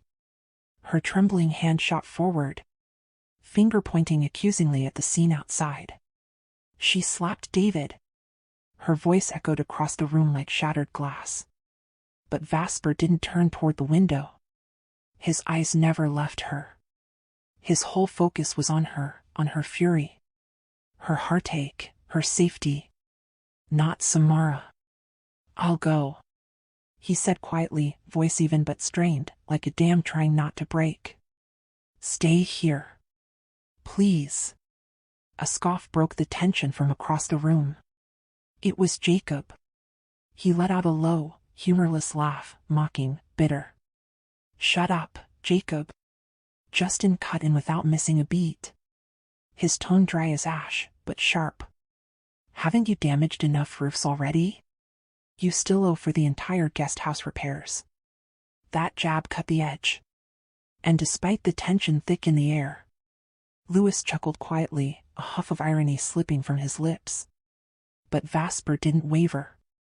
He turned back to Shanti and took her by the shoulders. His touch firm but gentle, grounding. "Stay here. Don't come out until I give the signal. All right?" His voice was low, pleading. "You don't need to be out there. Not this time." Outside the tinted glass, the storm continued to build. Samara was trying to shove her way, wild-eyed and relentless, but David stood firm in her path. Lorena hovered nearby, visibly shaken, her face pale, lips pressed into a thin line. "I'll stay with Shanti," Justin offered, already rising. "You go. Save my brother." Without another word, Vasper turned and strode toward the door. He couldn't teleport. Not with Samara's bodyguards watching from every angle. No power. No tricks. Just his body. Just his name. Inside, Shanti began to pace. Her steps restless and sharp, like a caged lioness.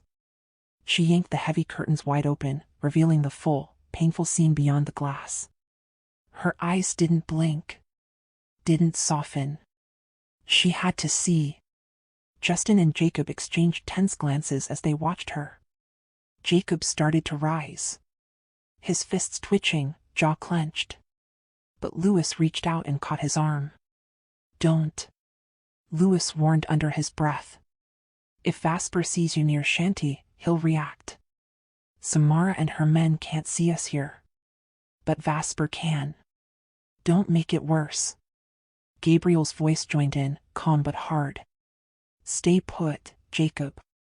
This isn't your moment." So Justin took a slow breath and crossed the room toward her. "Relax.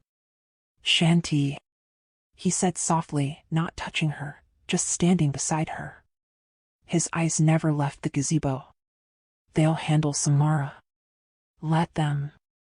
Then, outside, Samara's eyes locked onto Vasper. And the second she saw him, her entire being transformed. Shanti froze in place, her breath caught in her throat. Samara shoved past David in a burst of emotion. Her face lit with desperation, joy, and something far more dangerous. Hope. Her 3 bodyguards followed, tight around her, making sure she didn't fall. And then she was in front of Vasper. And then her arms were around his neck. "Oh my God, I missed you so much," Samara wailed, sobbing as she clung to him like a drowning woman. "I thought I was going crazy waiting for you. For our baby." Her tears spilled freely. Her voice cracked under the weight of months of obsession. She held him like he was her salvation, her only anchor in a collapsing world. From a short distance away, David and Lorena watched helplessly. Lorena's hand flew to her mouth, her eyes flickering to the house, where behind the glass, Shanti had turned away. She couldn't bear to see it. Vasper stood frozen for a heartbeat, then reached up slowly, fingers wrapping around Samara's wrists. And then, with deliberate calm, he peeled her hands from his neck. Not harshly, but without affection, without hesitation. He pushed her away, gesturing silently to her bodyguards. "Take her back." Samara reeled. Her eyes widened. That wasn't what she expected. Not even close. "Samara," Vasper said, his voice hard now, controlled. "Stop harassing David. We had an agreement. I gave you everything you needed. Your house, your car, your security. Your doctors. More than enough. What more do you want from me? What else is missing?" He never once looked at her belly. Samara flinched as if he'd slapped her this time. Her lips parted, trembling. Her gaze swung between Vasper and David. Humiliation swept across her face like a storm. This wasn't how she imagined the reunion. Not with David watching. Not with her guards standing in stunned silence. "Vasper," she whispered, struggling for air. David's been hiding you from me. I found his address myself. Don't you want to see your child? I'm almost due. But even as she spoke, her voice broke down. Her facade cracked. Her strength crumbled. Because his silence crushed her more than any words ever could. Vasper's eyes drifted back toward the glass wall. He could see Shanti now. Back turned, shoulders rigid.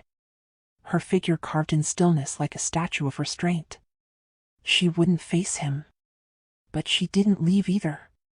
And near her stood Jacob, aching to move, aching to intervene. But frozen. Locked in the same helpless torment.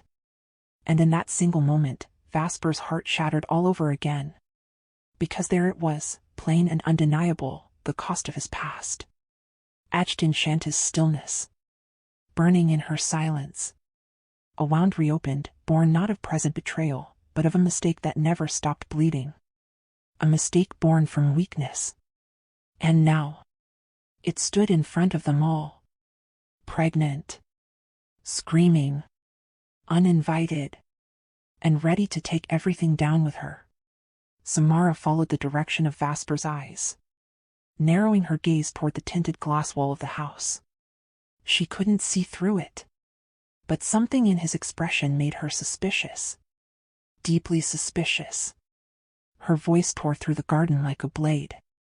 Is Shanti in there? That flirtatious homewrecker? She lunged a step forward, fury twisting her face. But Vasper caught her wrist mid-motion.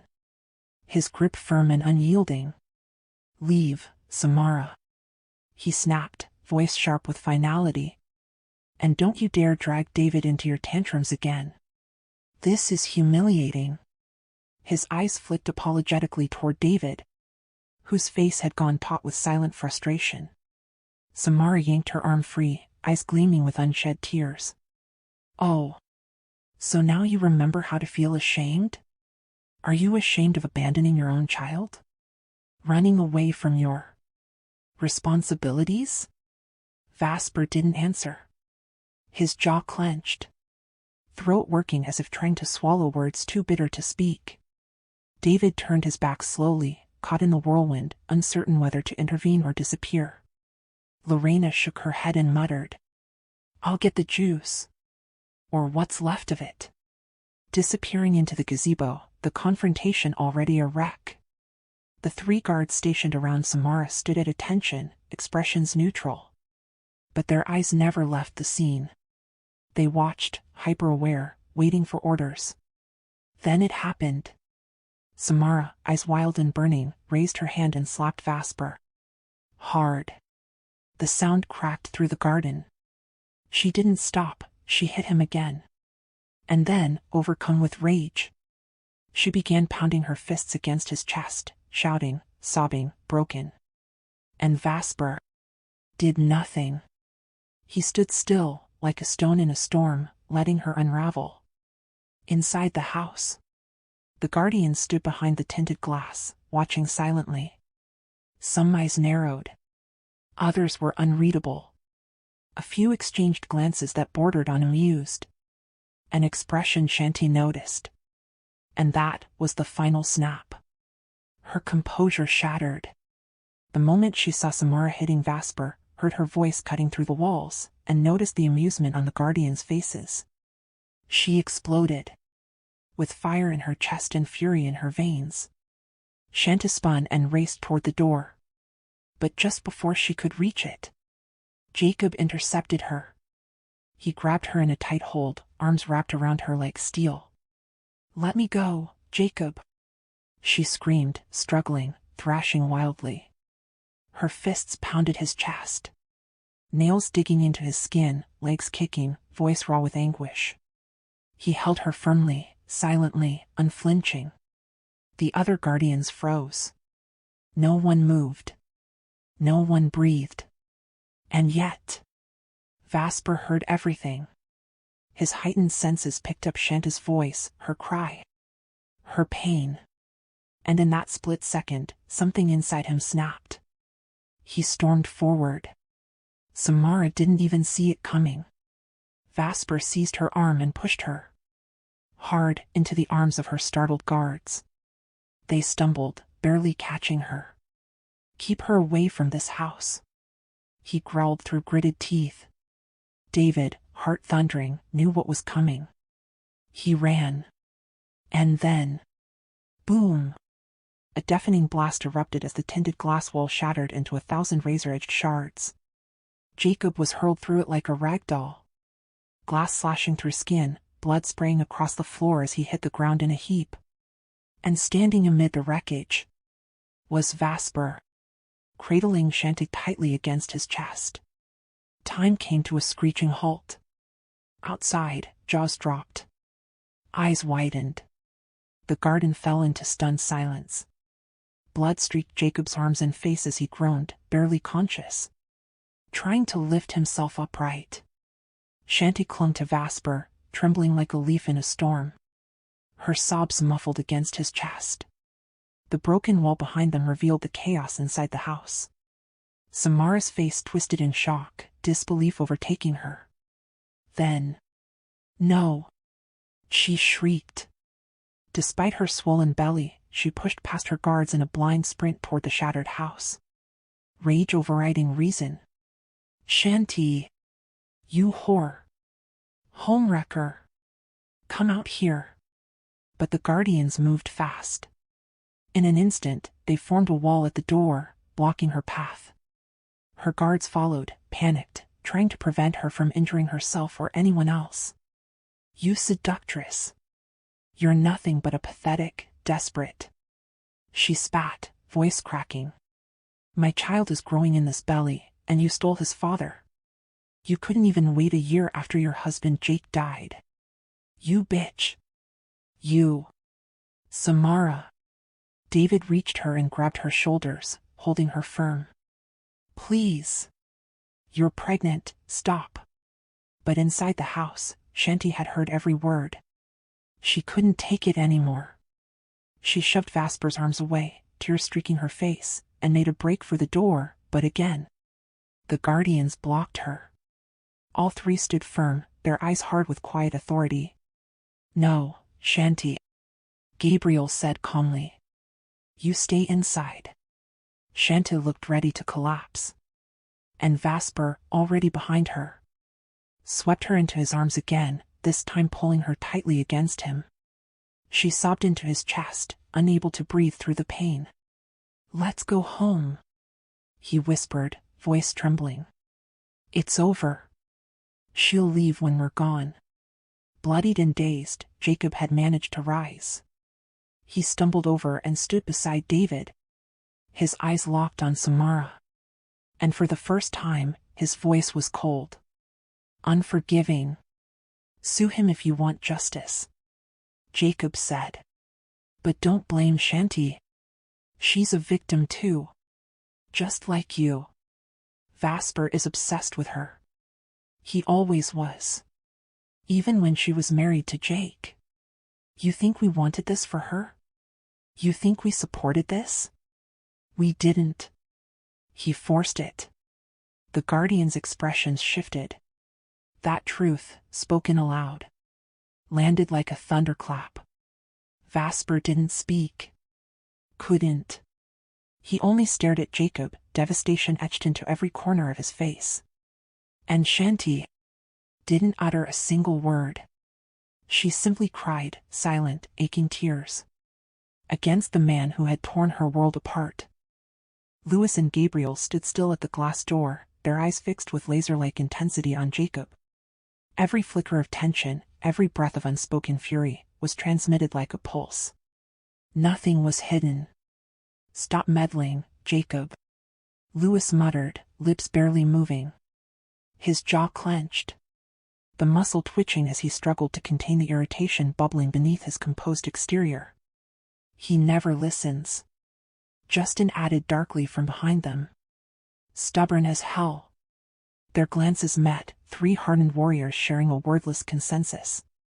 Then, as one, Louis, Gabriel, and Justin turned their backs to the glass, a soft metallic click followed, the unmistakable sound of the door locking shut behind them.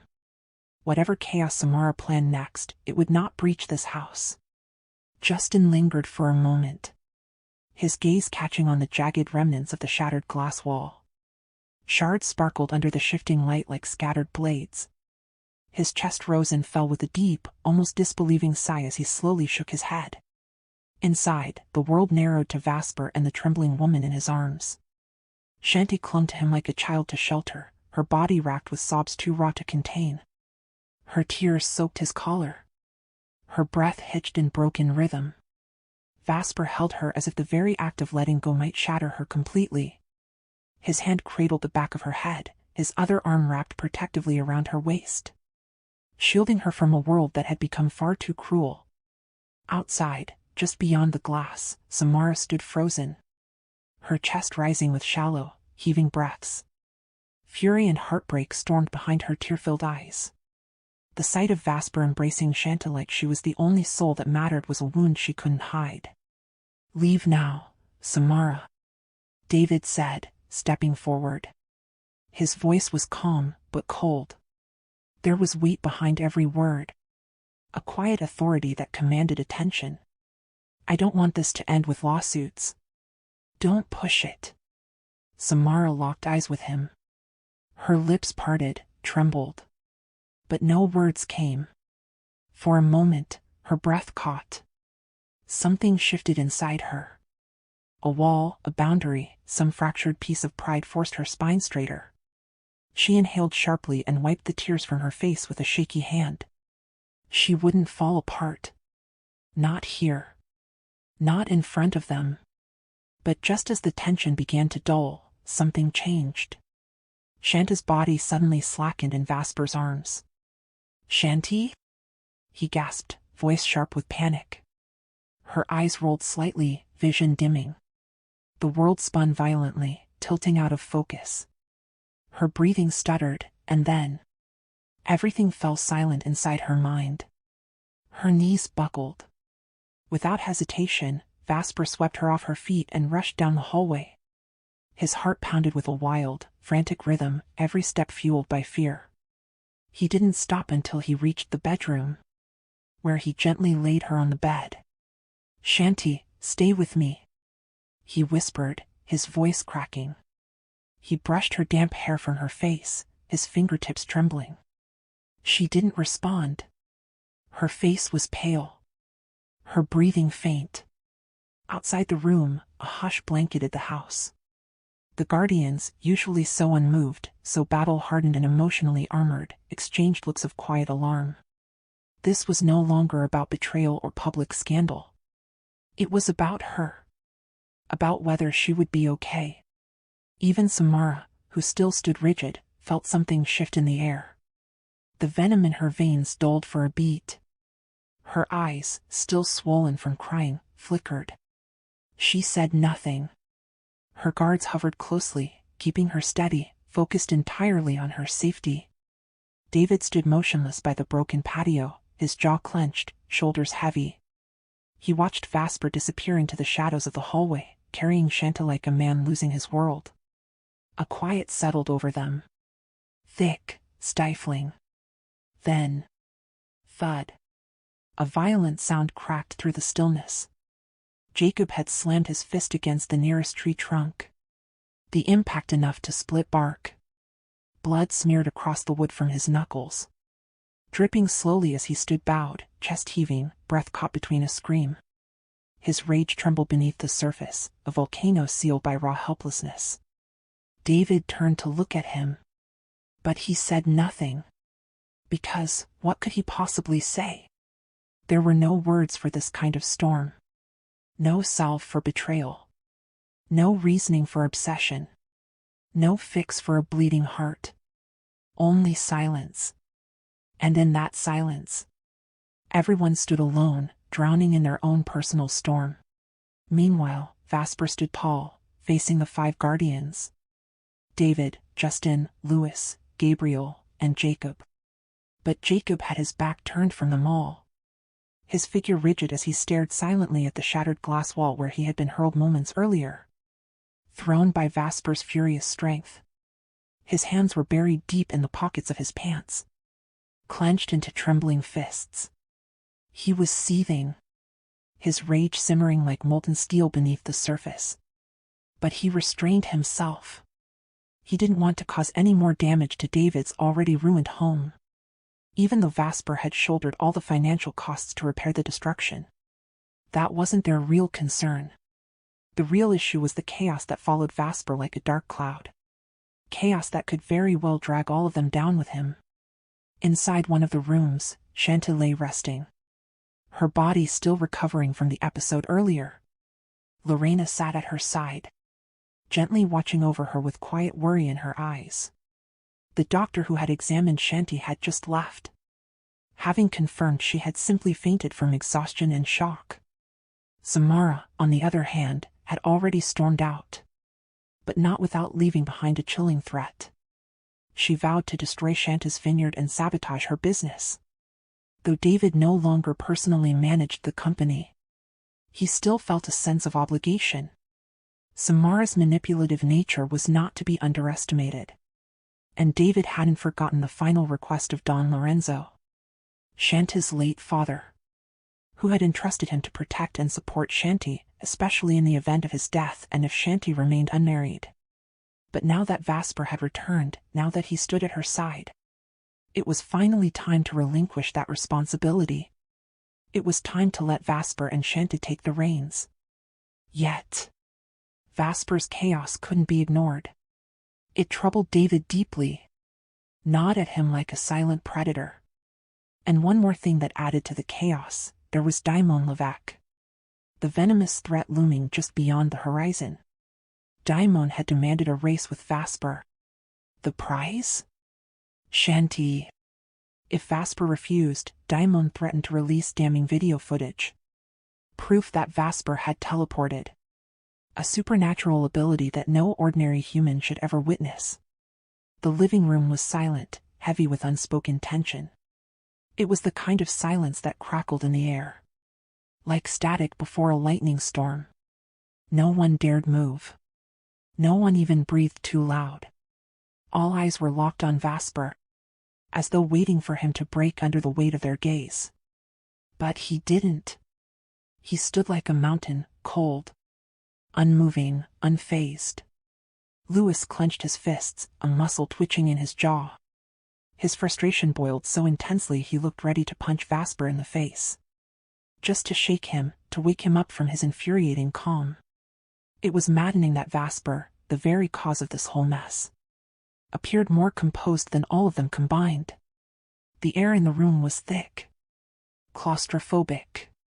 The modern architecture and sleek glass walls couldn't hide the fact that this was a battlefield, not a sanctuary. Tension hung over them like smoke from a smoldering fire. Vasper.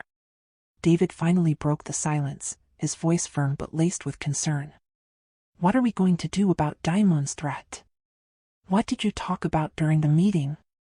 He rose slowly from his seat and walked toward the crystal decanter, pouring himself a drink with practiced elegance. Every movement was deliberate, every gesture calculated. He brought the glass to his lips and took a controlled sip. His expression was unreadable, but his eyes, those sharp, unwavering eyes, were locked on Vasper. One hand slid into the pocket of his trousers as he faced Vasper like a leader weighing the fate of two worlds. David, ever composed, ever regal, was the guardian who held the balance between the outer world and the inner world. It was his duty to preserve secrecy, to ensure that no ordinary human learned of their existence, their true powers, their hidden identities, their ancient bloodlines, their influence, their longevity. These were truths never meant to be known by the outside world. And now, Vasper had endangered everything. The shadows of his past had returned with fangs bared, threatening not only him but Shanti, and by extension, the sanctity of their hidden society. This problem, this ticking time bomb, could not be allowed to explode in the outer world. Ordinary humans might not have powers, but they had something far more dangerous: curiosity. They were clever, resourceful, fearless in their pursuit of the unknown. It wasn't power they feared. It was exposure. And that fear was real. They couldn't afford a breach. Damage control was not just inconvenient. It could unravel centuries of carefully guarded secrets. The atmosphere in the room was oppressive. The silence, even after David's question, hung between them like fog. Every breath, every heartbeat felt amplified. Jacob turned at last to face them, his movements stiff with barely restrained rage. His eyes avoided Vasper. Every time they landed on him, his body trembled, teeth clenched as he forced himself not to act on the violent urge in his veins. "David," he growled, his voice thick with venom. Frustration bleeding into every syllable. "He can't risk Shanta like that. You know it." He wasn't just angry. He was furious. It was written in his tightly drawn brows, in the twitch of his jaw, in the way his chest rose and fell with shallow, rapid breaths. Vasper scoffed in response. The sound was low, amused, almost mocking. His lips curled into a subtle smirk as he looked at Jacob. Not with fear, but with a flicker of arrogance. It wasn't just a laugh. It was a taunt. But Jacob didn't need his gaze. His eyes were on David, as if saying, "You see this? You still trust him?" David, calm as ever, never took his eyes off Vasper. And the silence began to rise again, creeping around the corners of the room like a living thing. The storm had not passed. It was only beginning to gather. The three guardians seated across the room remained quiet, yet alert, watchful for any sudden outburst. The energy in the air was razor-sharp, a palpable tension dancing between opposing forces. These weren't ordinary men. They were powerful beings. Guardians of balance, stewards of secrecy between two worlds. But now, the room trembled with the weight of rivalry. Vasper and Jacob. Adversaries. Opposites. And both hot-blooded, short-tempered, and volatile. "What do you think of me, huh?" Vasper's voice sliced through the silence, his tone tinged with arrogance and defiance. He scoffed loudly, eyes narrowing on Jacob. "You think I'll let Daimon beat me? That I'd actually lose to that bastard?" His chest rose with a huff as a smirk tugged the edge of his lips. That was when Jacob turned to fully face him, laughter erupting from his throat like a challenge thrown across a battlefield. Immediately, the three seated guardians stood up, their bodies tense, muscles coiled like springs ready to strike.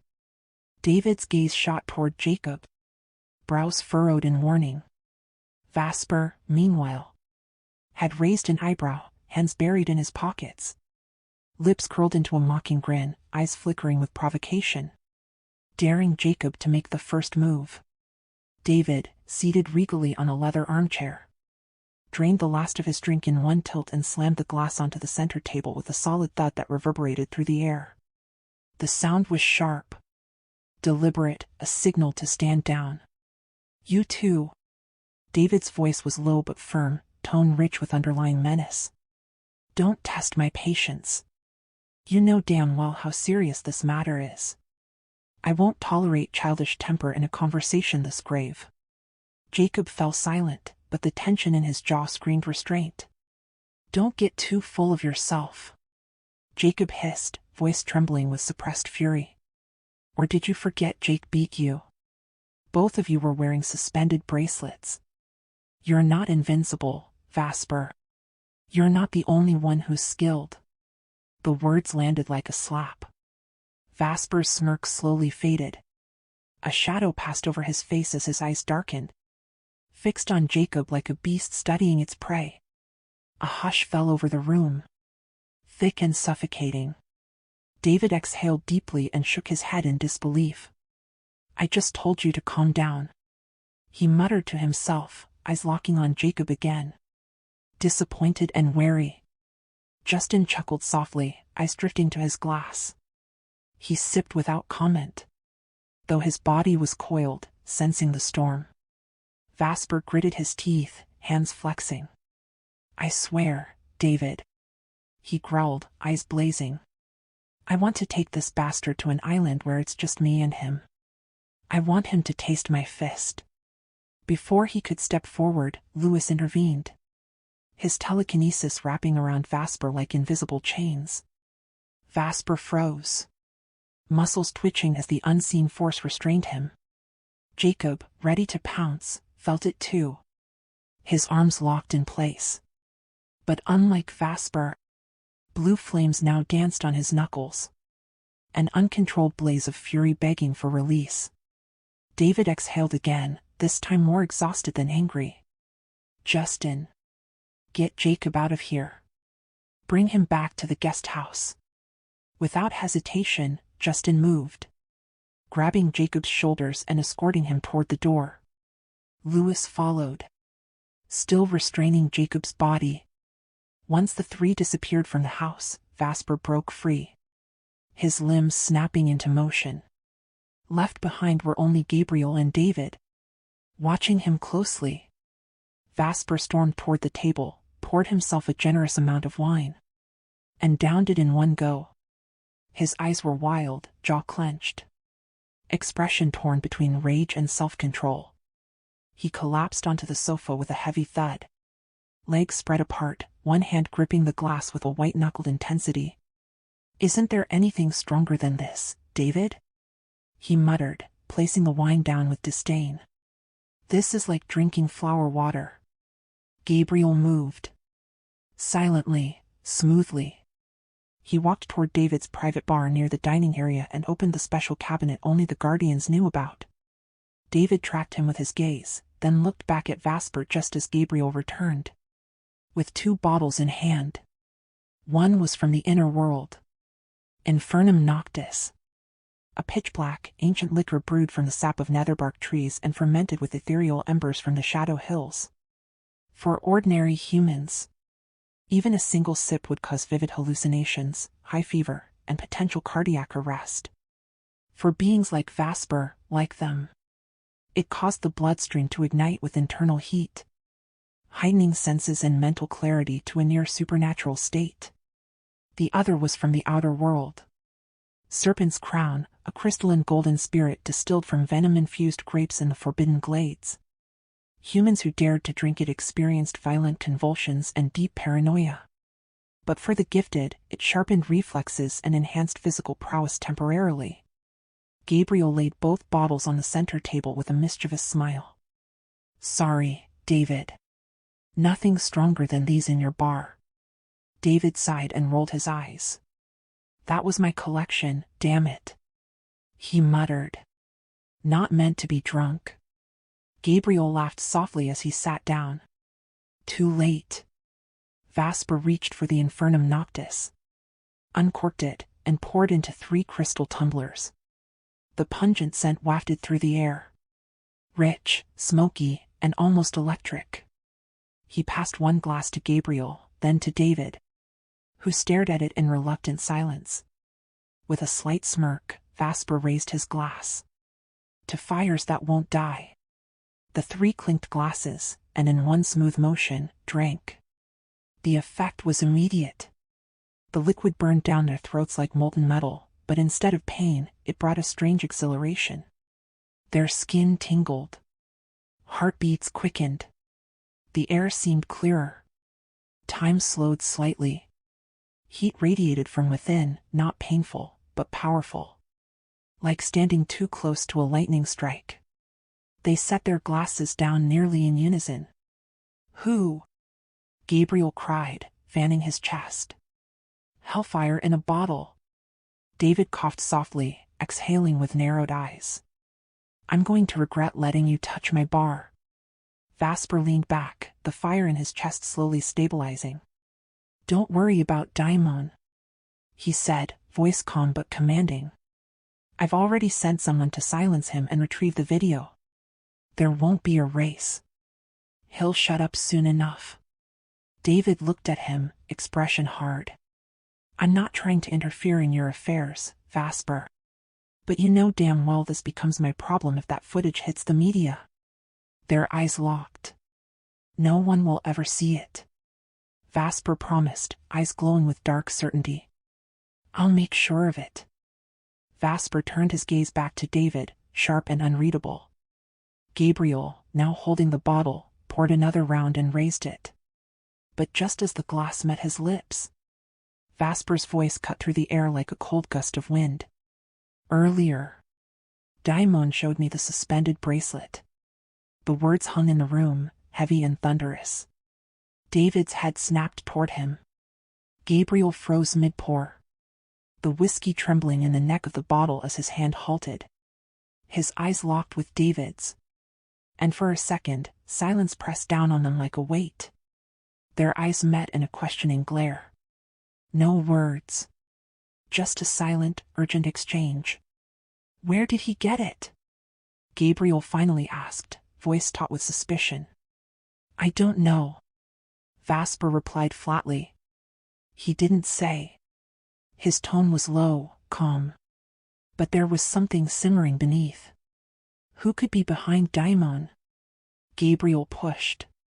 Why would he have something like that? And how does he even know what it's for? He said I have to wear it before the race.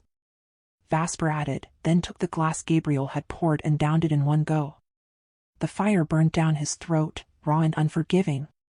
And his jaw clenched instinctively. The whiskey scorched like liquid flame, leaving a trail of heat in its wake. His nostrils flared. But he made no sound. I couldn't stop myself. Vasper went on, his voice dropping to a growl. Someone was recording again. They set me up. I lost it. I teleported, grabbed him, and threw him in my rage. David and Gabriel recoiled. Shocked again. What the hell? Gabriel barked, slamming his glass down as the burn hit his throat. He grimaced. Half in pain, half in disbelief. Vasper, damn it. He stood abruptly, eyes wide. Vasper, are you really that reckless? There were witnesses. If they talk, if they testify, they'll expose everything we've been protecting all these years. Gabriel's voice rose sharply with emotion, echoing through the room. We may not always get along, but there's one thing all of us in the inner world agree on. Keep the secret safe. Right then, the front door opened. Justin stepped in with a casual air, his eyes immediately locking on the table. Ooh. That's the bottle David never lets anyone touch, he said with a grin. Finally. He walked straight to the table, oblivious to the tension. Without asking, he poured whiskey into David's glass and drank it himself. The moment the liquor hit his throat, he yelled and squeezed his eyes shut, face contorting with the intensity of the drink. But then he laughed. Damn, that's strong. He chuckled, shaking his head. Everyone stared at him. Justin, unfazed, grabbed more glasses and started pouring for all four of them, whistling to himself like he hadn't walked into a powder keg.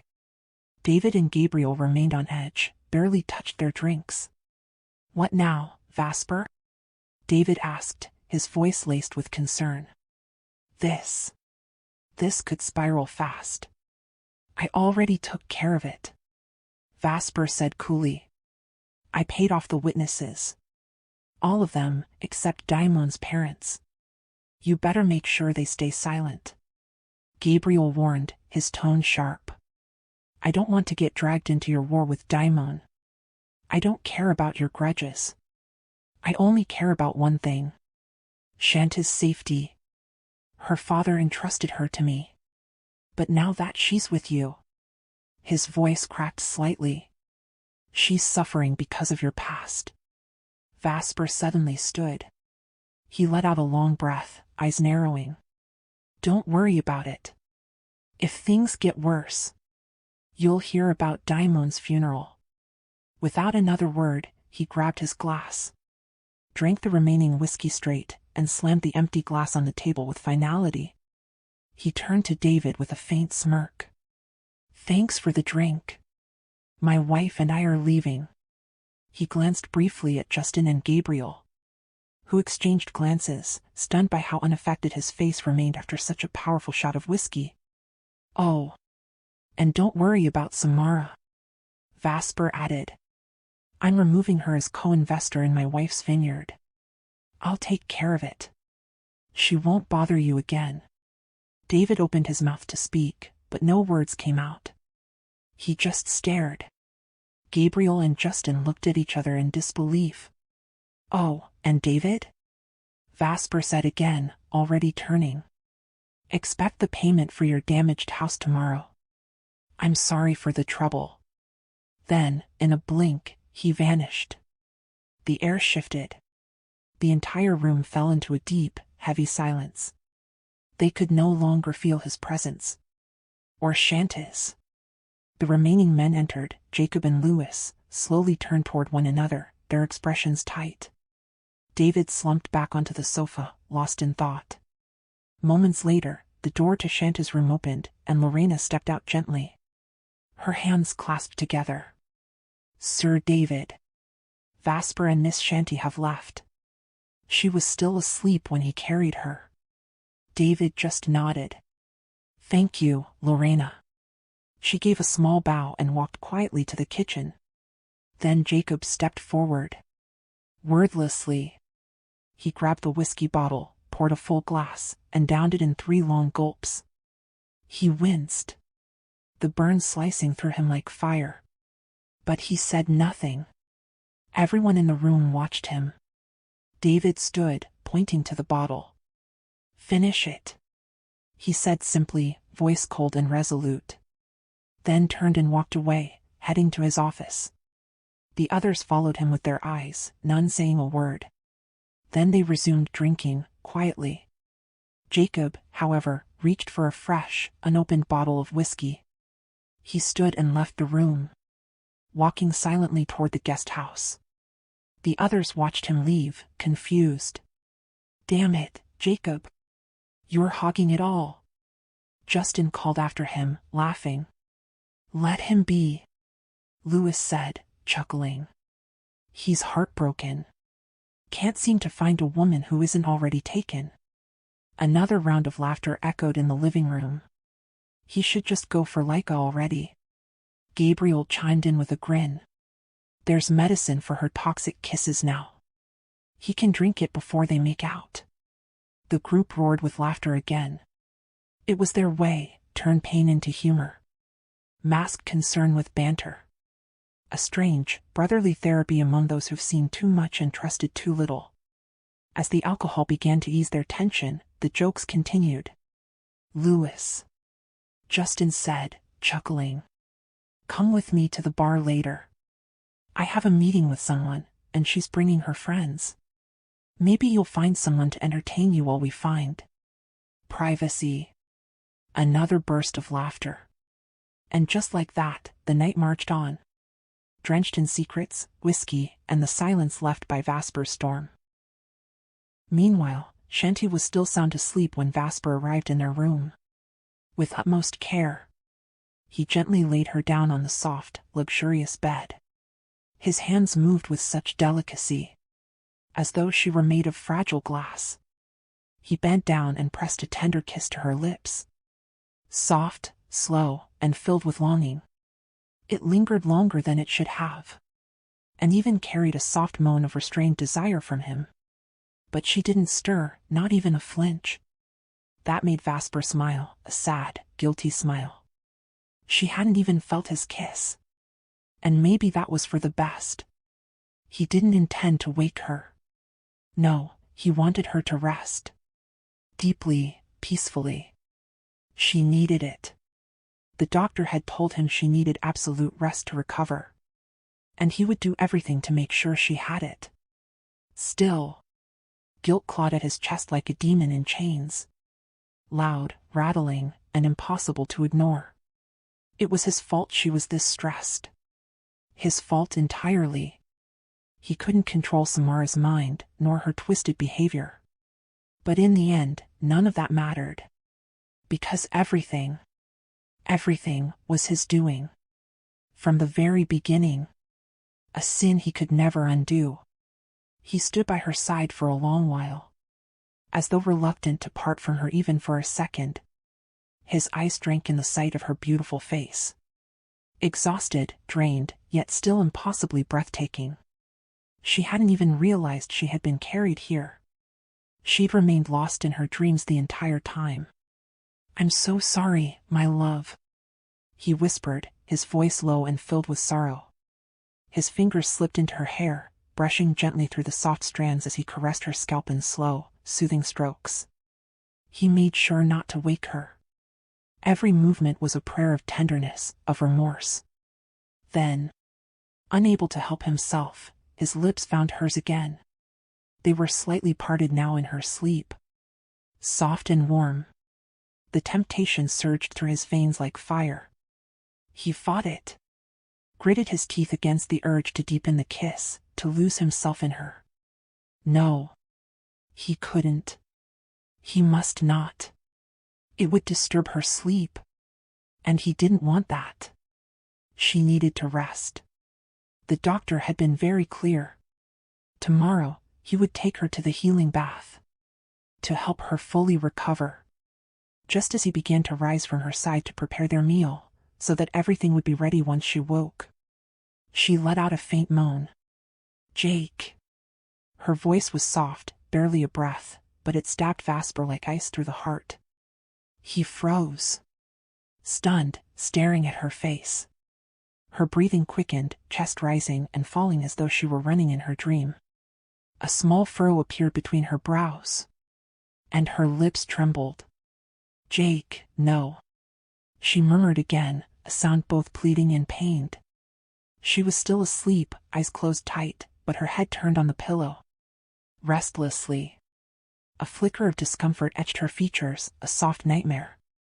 Not terrifying, but enough to unsettle her. Vasper didn't move. He just watched, heart aching. Even in her dreams, Jake was there. Even now. Jake wouldn't let her go. And that thought burned through Vasper's chest with a cruel, unrelenting jealousy. It twisted inside him like a serpent. Even in death, Jake's shadow followed her. Even in slumber. Shanti whispered his name. "Jake, don't." She whimpered again. Then her hand moved. Vasper reacted without hesitation. He slid into bed beside her, pulling her close. Wrapping his arms tightly around her waist as if trying to shield her from the phantom lover invading her dreams. He kissed her again, desperately now. Fierce yet soft, driven by fear, pain, and longing. "Why? Wake up, my love," he whispered against her lips, trembling. His grip on her waist tightened. Protective, possessive. As if his touch could reclaim her from the ghost of Jake. He didn't want to think badly. Didn't want to be consumed by jealousy. But it was too late. The image of Jake in her dream, touching her, claiming her. It drove him mad. He wanted her to wake up, to end the dream. To banish Jake from her mind. But Shanti didn't wake. She continued to moan, soft cries escaping her lips, eyes still closed. Vasper's concern deepened. Panic was starting to claw its way through his calm. He shook her gently by the shoulders. Trying to wake her. "Wake up, my love," he said again, more urgent now. He kissed her lips repeatedly. Softer this time but desperate. "Please, wake up." Then, without warning, Shanti gasped and pushed him. Her body jolted upright, chest heaving. Her eyes flew open, wild and wide, and her face was etched with fear. She was panting, struggling to catch her breath. Her pupils were dilated as though she'd seen something terrible. Their eyes locked. For a moment, neither spoke. Vasper could see the confusion and terror still lingering in her expression. Her skin was pale, lips slightly parted, trembling. Her entire body was tense. "You were having a nightmare," he said softly, gently cupping her face, brushing his thumb over her lips. "You were dreaming." "What was it about?" he asked, though he already knew. He could feel the weight of the name still echoing in his heart like a curse. He swallowed hard, a knot tightening in his throat. He already knew. But he needed to hear it from her. She didn't speak. She looked at him, eyes glistening, her lips quivering with hesitation. Tears threatened to spill. She was still caught in the shadows of her dream, uncertain whether she was truly awake. He stroked her cheek again. And slowly, she began to glance around the room, taking in the soft candlelight, the curtains, the warmth of the bed, until reality finally settled into her bones. She was awake. But Vasper could tell the ghost of Jake hadn't left her yet. Vasper's eyes were filled with questions, silently pleading for answers as he gazed at Shanti. She couldn't bear it anymore. Her eyes closed, one hand clutching her head. A sharp pain throbbed through her skull, making her wince. Vasper followed her movement immediately, his hands reaching out to hold both of her elbows gently, steadying her fragile form. "My head still hurts, Vasper," she whispered with a wince, bowing her head, her fingers pressing against her forehead. Her face was twisted in discomfort, her brows drawn together, lips trembling faintly. Concern overtook Vasper's face. He reacted without hesitation. "I'll take you to the healing bath, my love. You need to heal, now," he said, his voice low but urgent, already moving to undress her gently. His hands worked with a mix of haste and care, undressing her slowly yet determinedly. Shanti didn't resist, she couldn't. The pain in her head was too intense, as if her skull might split in half. She allowed herself to lean back onto the soft mattress, closing her eyes as Vasper tenderly removed the last of her clothing. His fingers brushed her skin reverently, as if handling fragile glass, his gaze filled with love and anxiety.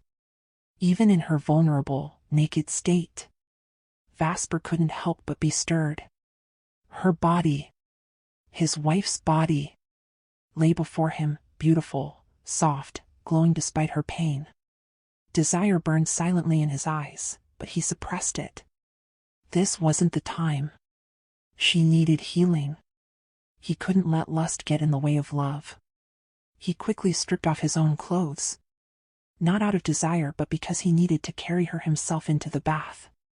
Once bare, he cradled her in his arms with ease, as if she weighed nothing, and then they vanished. In an instant, they arrived in the Orium Sanctum, the sacred chamber where the legendary liquid gold healing bath resided. The space shimmered with ancient power. Vasper descended with Shanti in his arms into the glowing pool. As soon as their bodies sank into the warm, mystical liquid, up to their necks, the color shifted, from golden to deep violet. A pulse of energy flowed through them both. She clung to Vasper's neck, her eyes still closed, her head resting weakly against him. Her body trembled faintly as if absorbing the invisible force swirling around them. She felt it, an invisible massage brushing across her skin, sinking deep into her muscles and nerves, washing away the pain. A soft moan slipped from her lips. This feels so good," she murmured in relief, her voice husky and dazed. In response, Vasper kissed her, tenderly, deeply, on her lips. His mouth lingered, savoring the warmth, the softness, the returning life in her body. Slowly, her eyes fluttered open, and she looked into his. Their gazes locked, deep, quiet, intense. Time seemed to pause. Vasper's expression was unreadable, but his stare sought something. Memories. Specifically, the memory of her dream. The one where Jake's name escaped her lips. "Put me down. The pain is fading," Shanti whispered softly, her voice stronger now, but still fragile. But instead of releasing her, Vasper adjusted her in his arms, suddenly shifting her until she was straddling his waist. her back pressed against the cool wall of the bath. His hands slid instinctively to her hips, one steadying her lower back. The liquid gold shimmered and danced around them. She gasped softly as she felt him, hard, aroused, pressed beneath her. She looked down, surprised by the rising heat between them, and then up at Vasper again. His breath was growing heavier, but he wasn't moving any further. He was holding back. The silence between them was charged, their breathing now synchronized and quickening. The liquid gold surrounding them shifted color once more, this time to a glowing pink. Only Vasper knew what that meant, but he didn't explain. Their eyes locked again. He studied her, carefully watching her every flinch, every flicker of guilt or confusion. She broke the silence with a breath. I didn't even realize we'd left David's place. My body must have been truly exhausted. My head. It hurt so badly earlier. Her voice had life again. Color had returned to her face. Her eyes were clearer now. Still, Vasper said nothing. He only watched her. The silence grew again. She looked away, down into the glowing liquid, then toward the nearby bar, lined with various bottles of divine liquors. Her gaze lingered there, desperate to escape his unrelenting stare. She felt it digging into her like a searchlight, digging through her soul, searching for something she wasn't ready to share. His silence made her chest tighten. Why couldn't she meet his eyes? Why did his gaze hurt? Was it because of her dream? Jake's name, Jake's face, Jake's presence. She clenched her jaw slightly, telling herself it was just a dream. It wasn't real. But Vasper's silence and the weight of his stare made her doubt. She turned away from him again, staring at the drinks on the bar, her hands floating on the liquid surface, trembling faintly.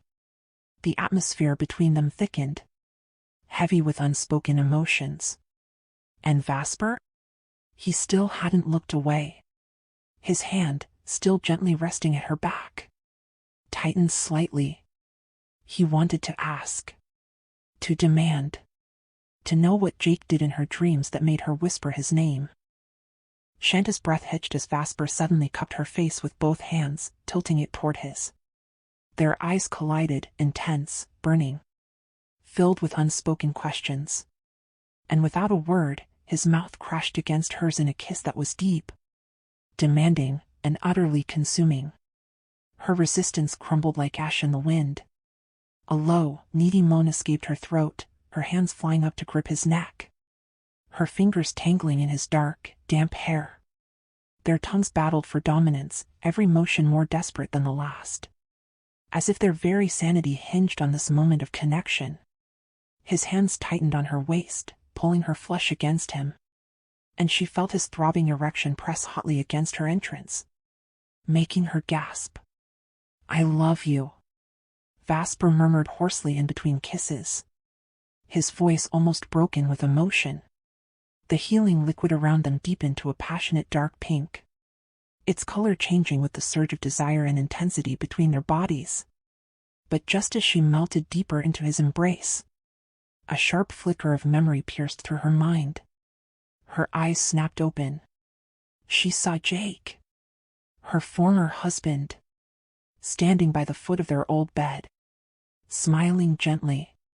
A memory, a dream. But it struck like lightning.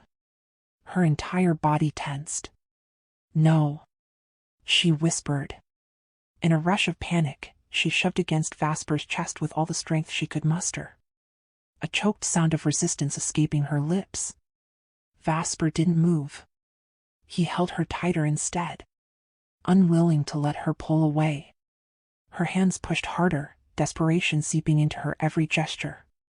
She finally broke the kiss, both of them panting hard, their lips swollen, their foreheads nearly touching as Vasper refused to release her. His eyes were wild with emotion, burning into her like fire on ice. "Vasper," she pleaded. "It was just a dream. Please, Don't. But Vasper's voice came low, raw, trembling. Even in your dreams. He's still following you.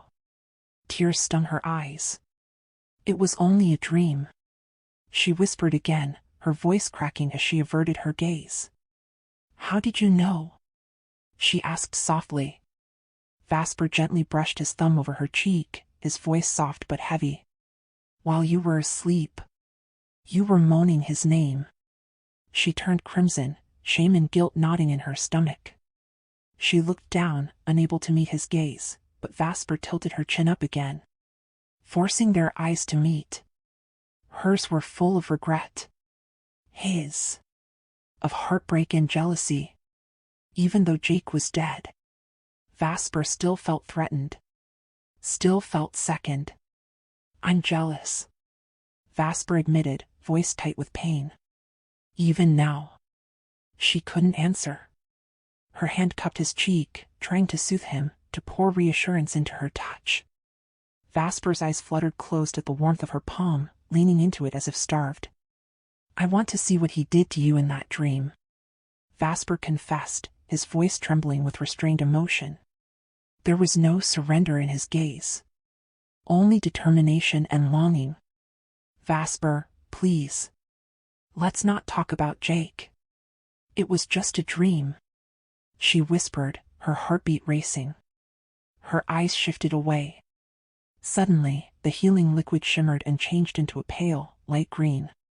She gasped. Vasper's lips tightened. He knew what that meant. Fear, unease, and distress.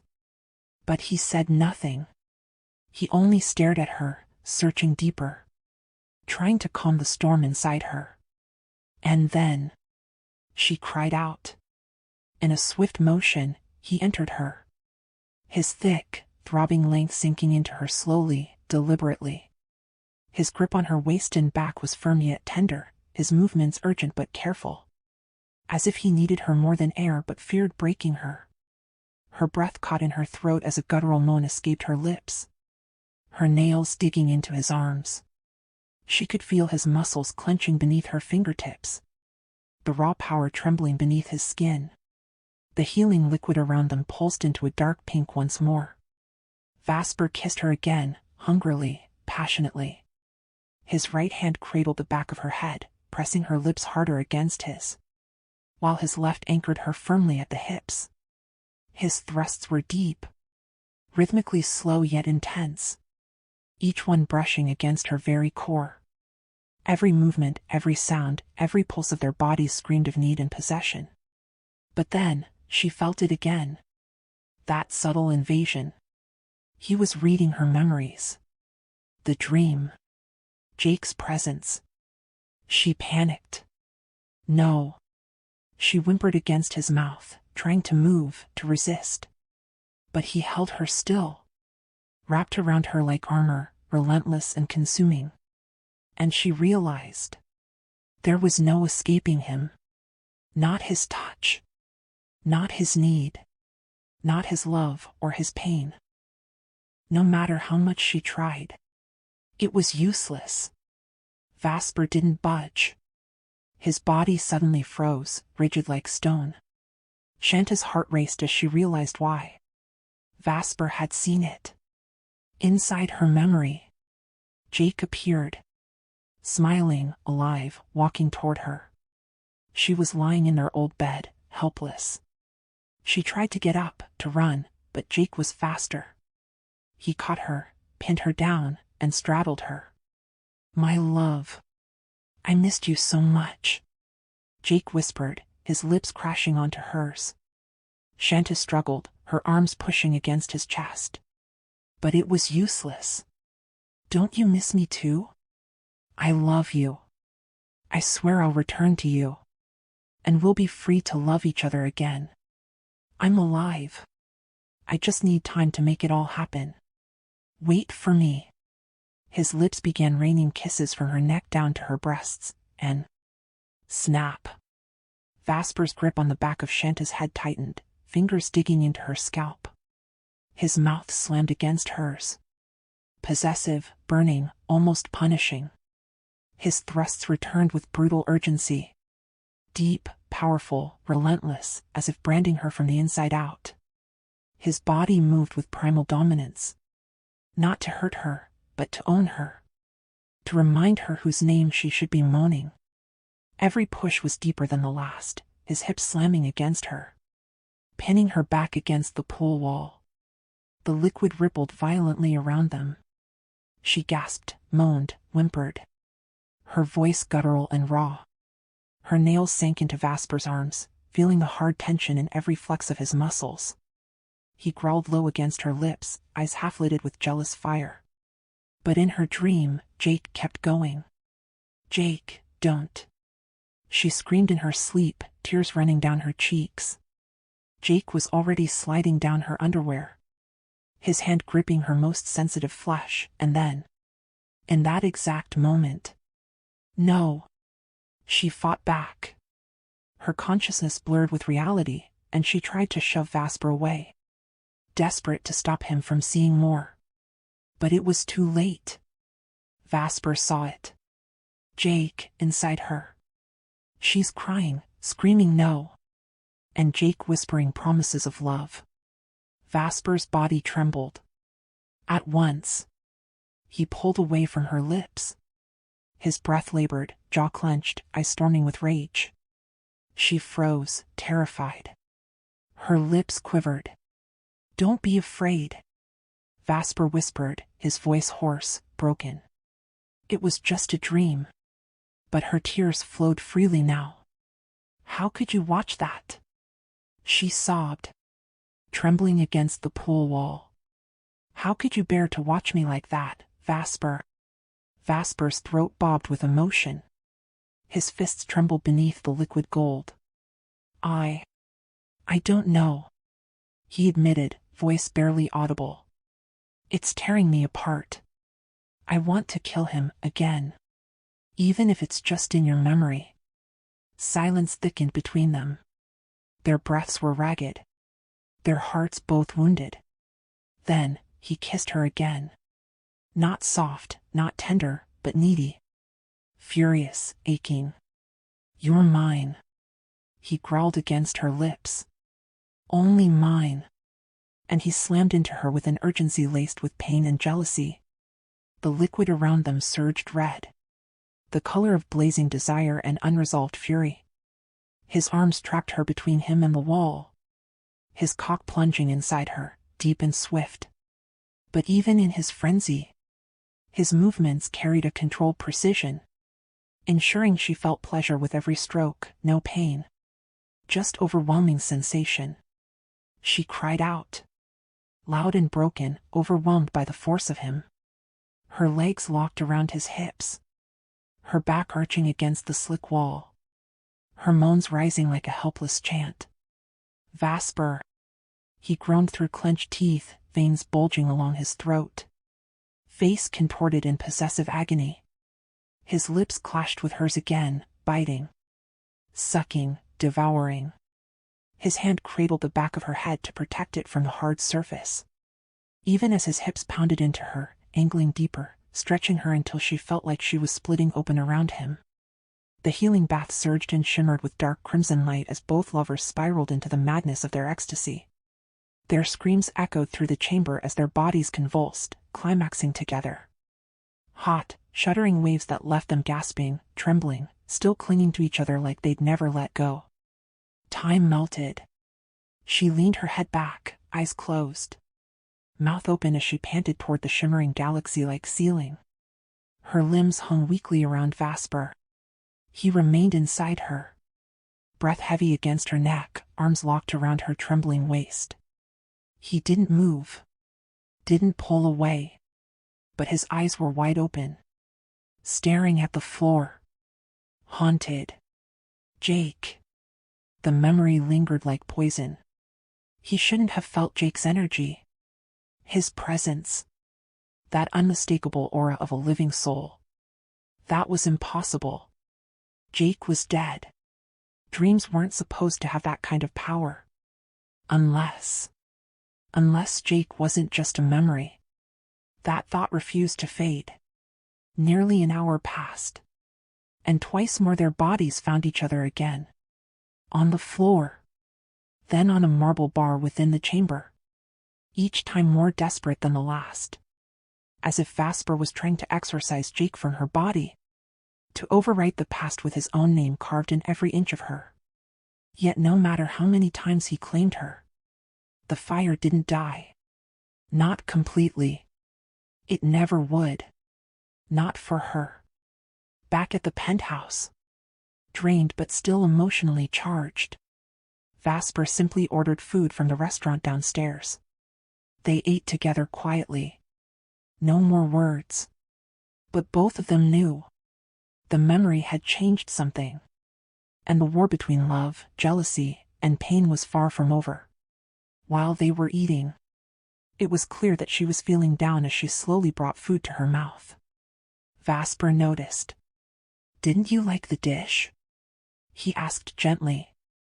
"We can order something else you want." He reached for the menu on the table. A thick leather-bound collection of various restaurants in the city, including specialty dishes from far-flung corners of the country. "No. I want you, Vasper," she said, stopping him from standing up. Vasper immediately returned to his seat. Then pulled Shanta's chair closer to his own. He gazed at her face with deep concern, trying to read her expression and emotion. "I can't stand seeing you like this. It unsettles me," Vasper said, his voice hoarse. She took a big spoonful of food and looked at him with a small smile. Vasper smiled back, though his eyes remained sad. "I don't want to talk about sad things while we're eating.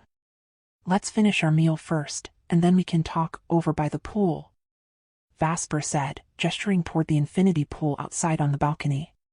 From where they sat, they had a panoramic view of the city and its towering buildings.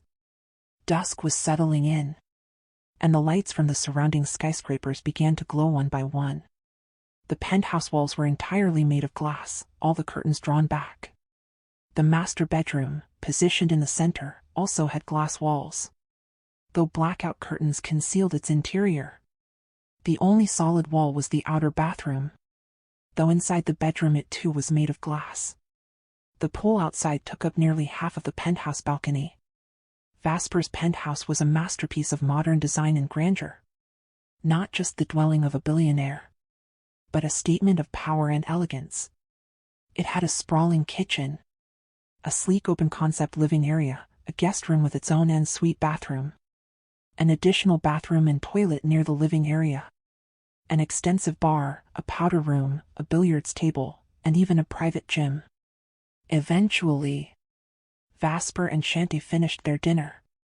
Now, they were in the swimming pool, gazing down at the city below, watching the busy streets, which looked no larger than toy tracks from their height.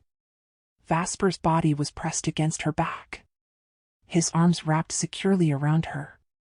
He wore only his swimming trunks, while she was in a black two-piece bikini. Vasper's long hair was tied back in a ponytail, and her hair was down, flowing freely. He leaned in and inhaled the scent of her hair. "Our chateau is ready. Everything's fully functional now. Rhonda, we can bring him to the vineyard," Vasper said, referring to the countryside estate he had promised her. Their dream home once they were married. A peaceful yet lavish residence fit for his queen, complete with numerous servants inside and out, and nestled in the middle of a vineyard even more expansive than the one her family owned back in her hometown.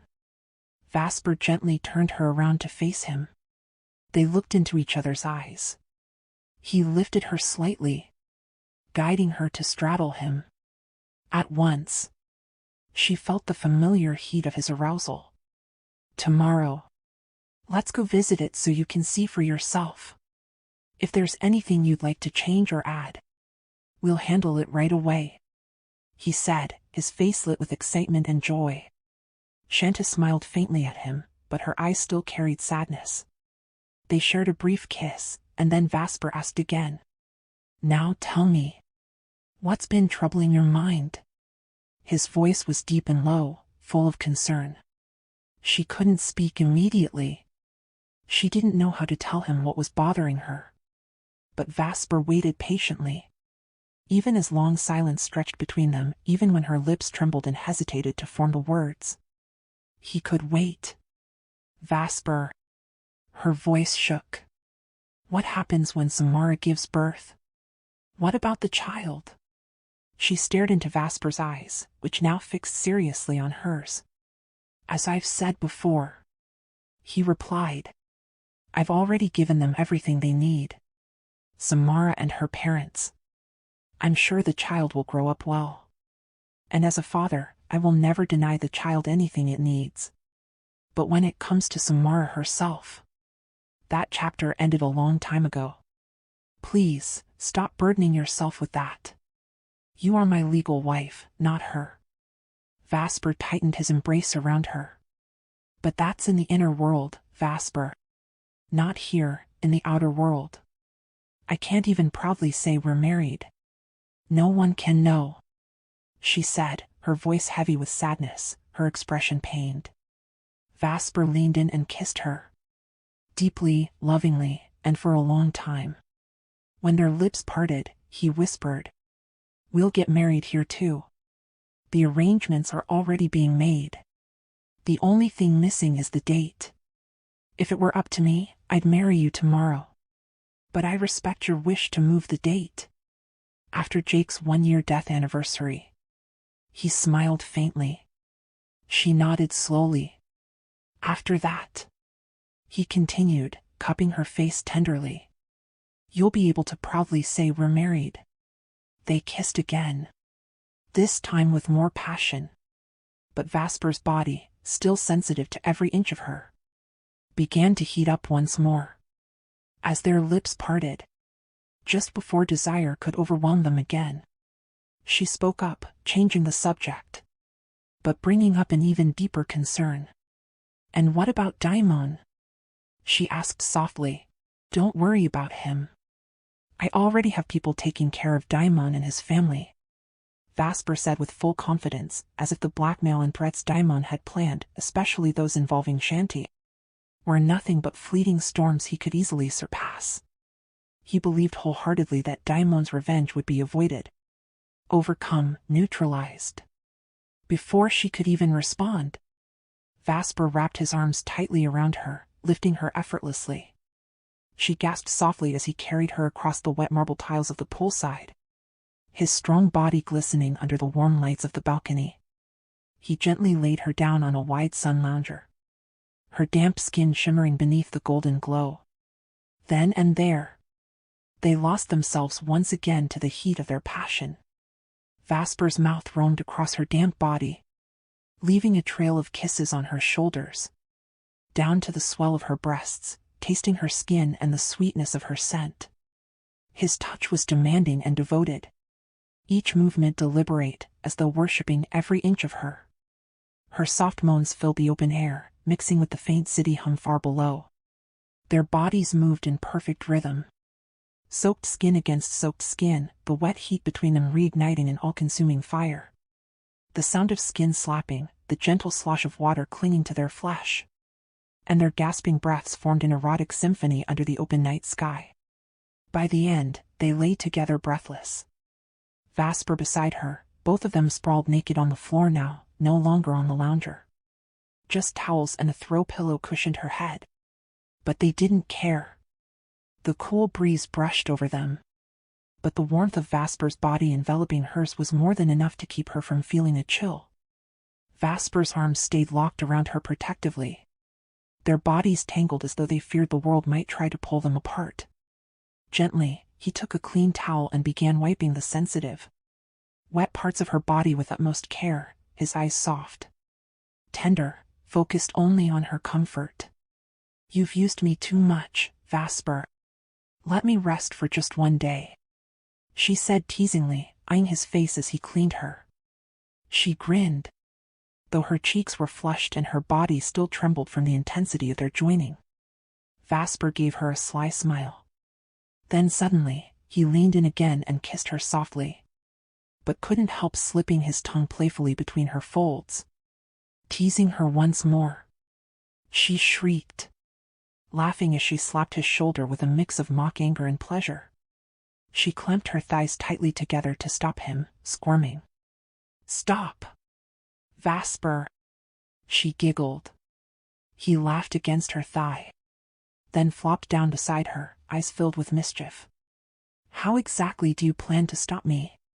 he whispered flirtatiously, his lips brushing her ear, his voice deep and husky.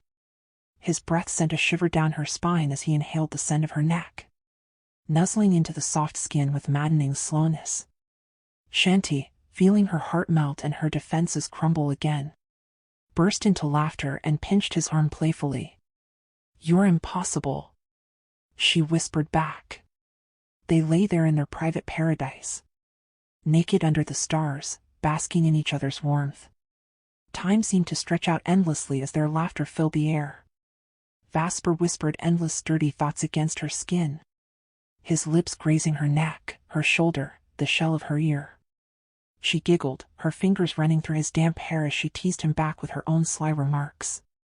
And just like that, the worries of Daimon, of Samara, of everything beyond their world, faded.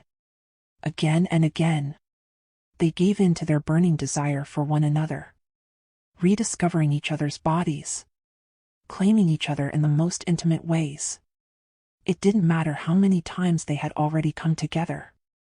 The hunger never lessened. If anything, it only grew. They made love without shame, with fire in their veins and laughter on their lips, forgetting the world and all its threats, lost only in the fierce, unstoppable love they shared.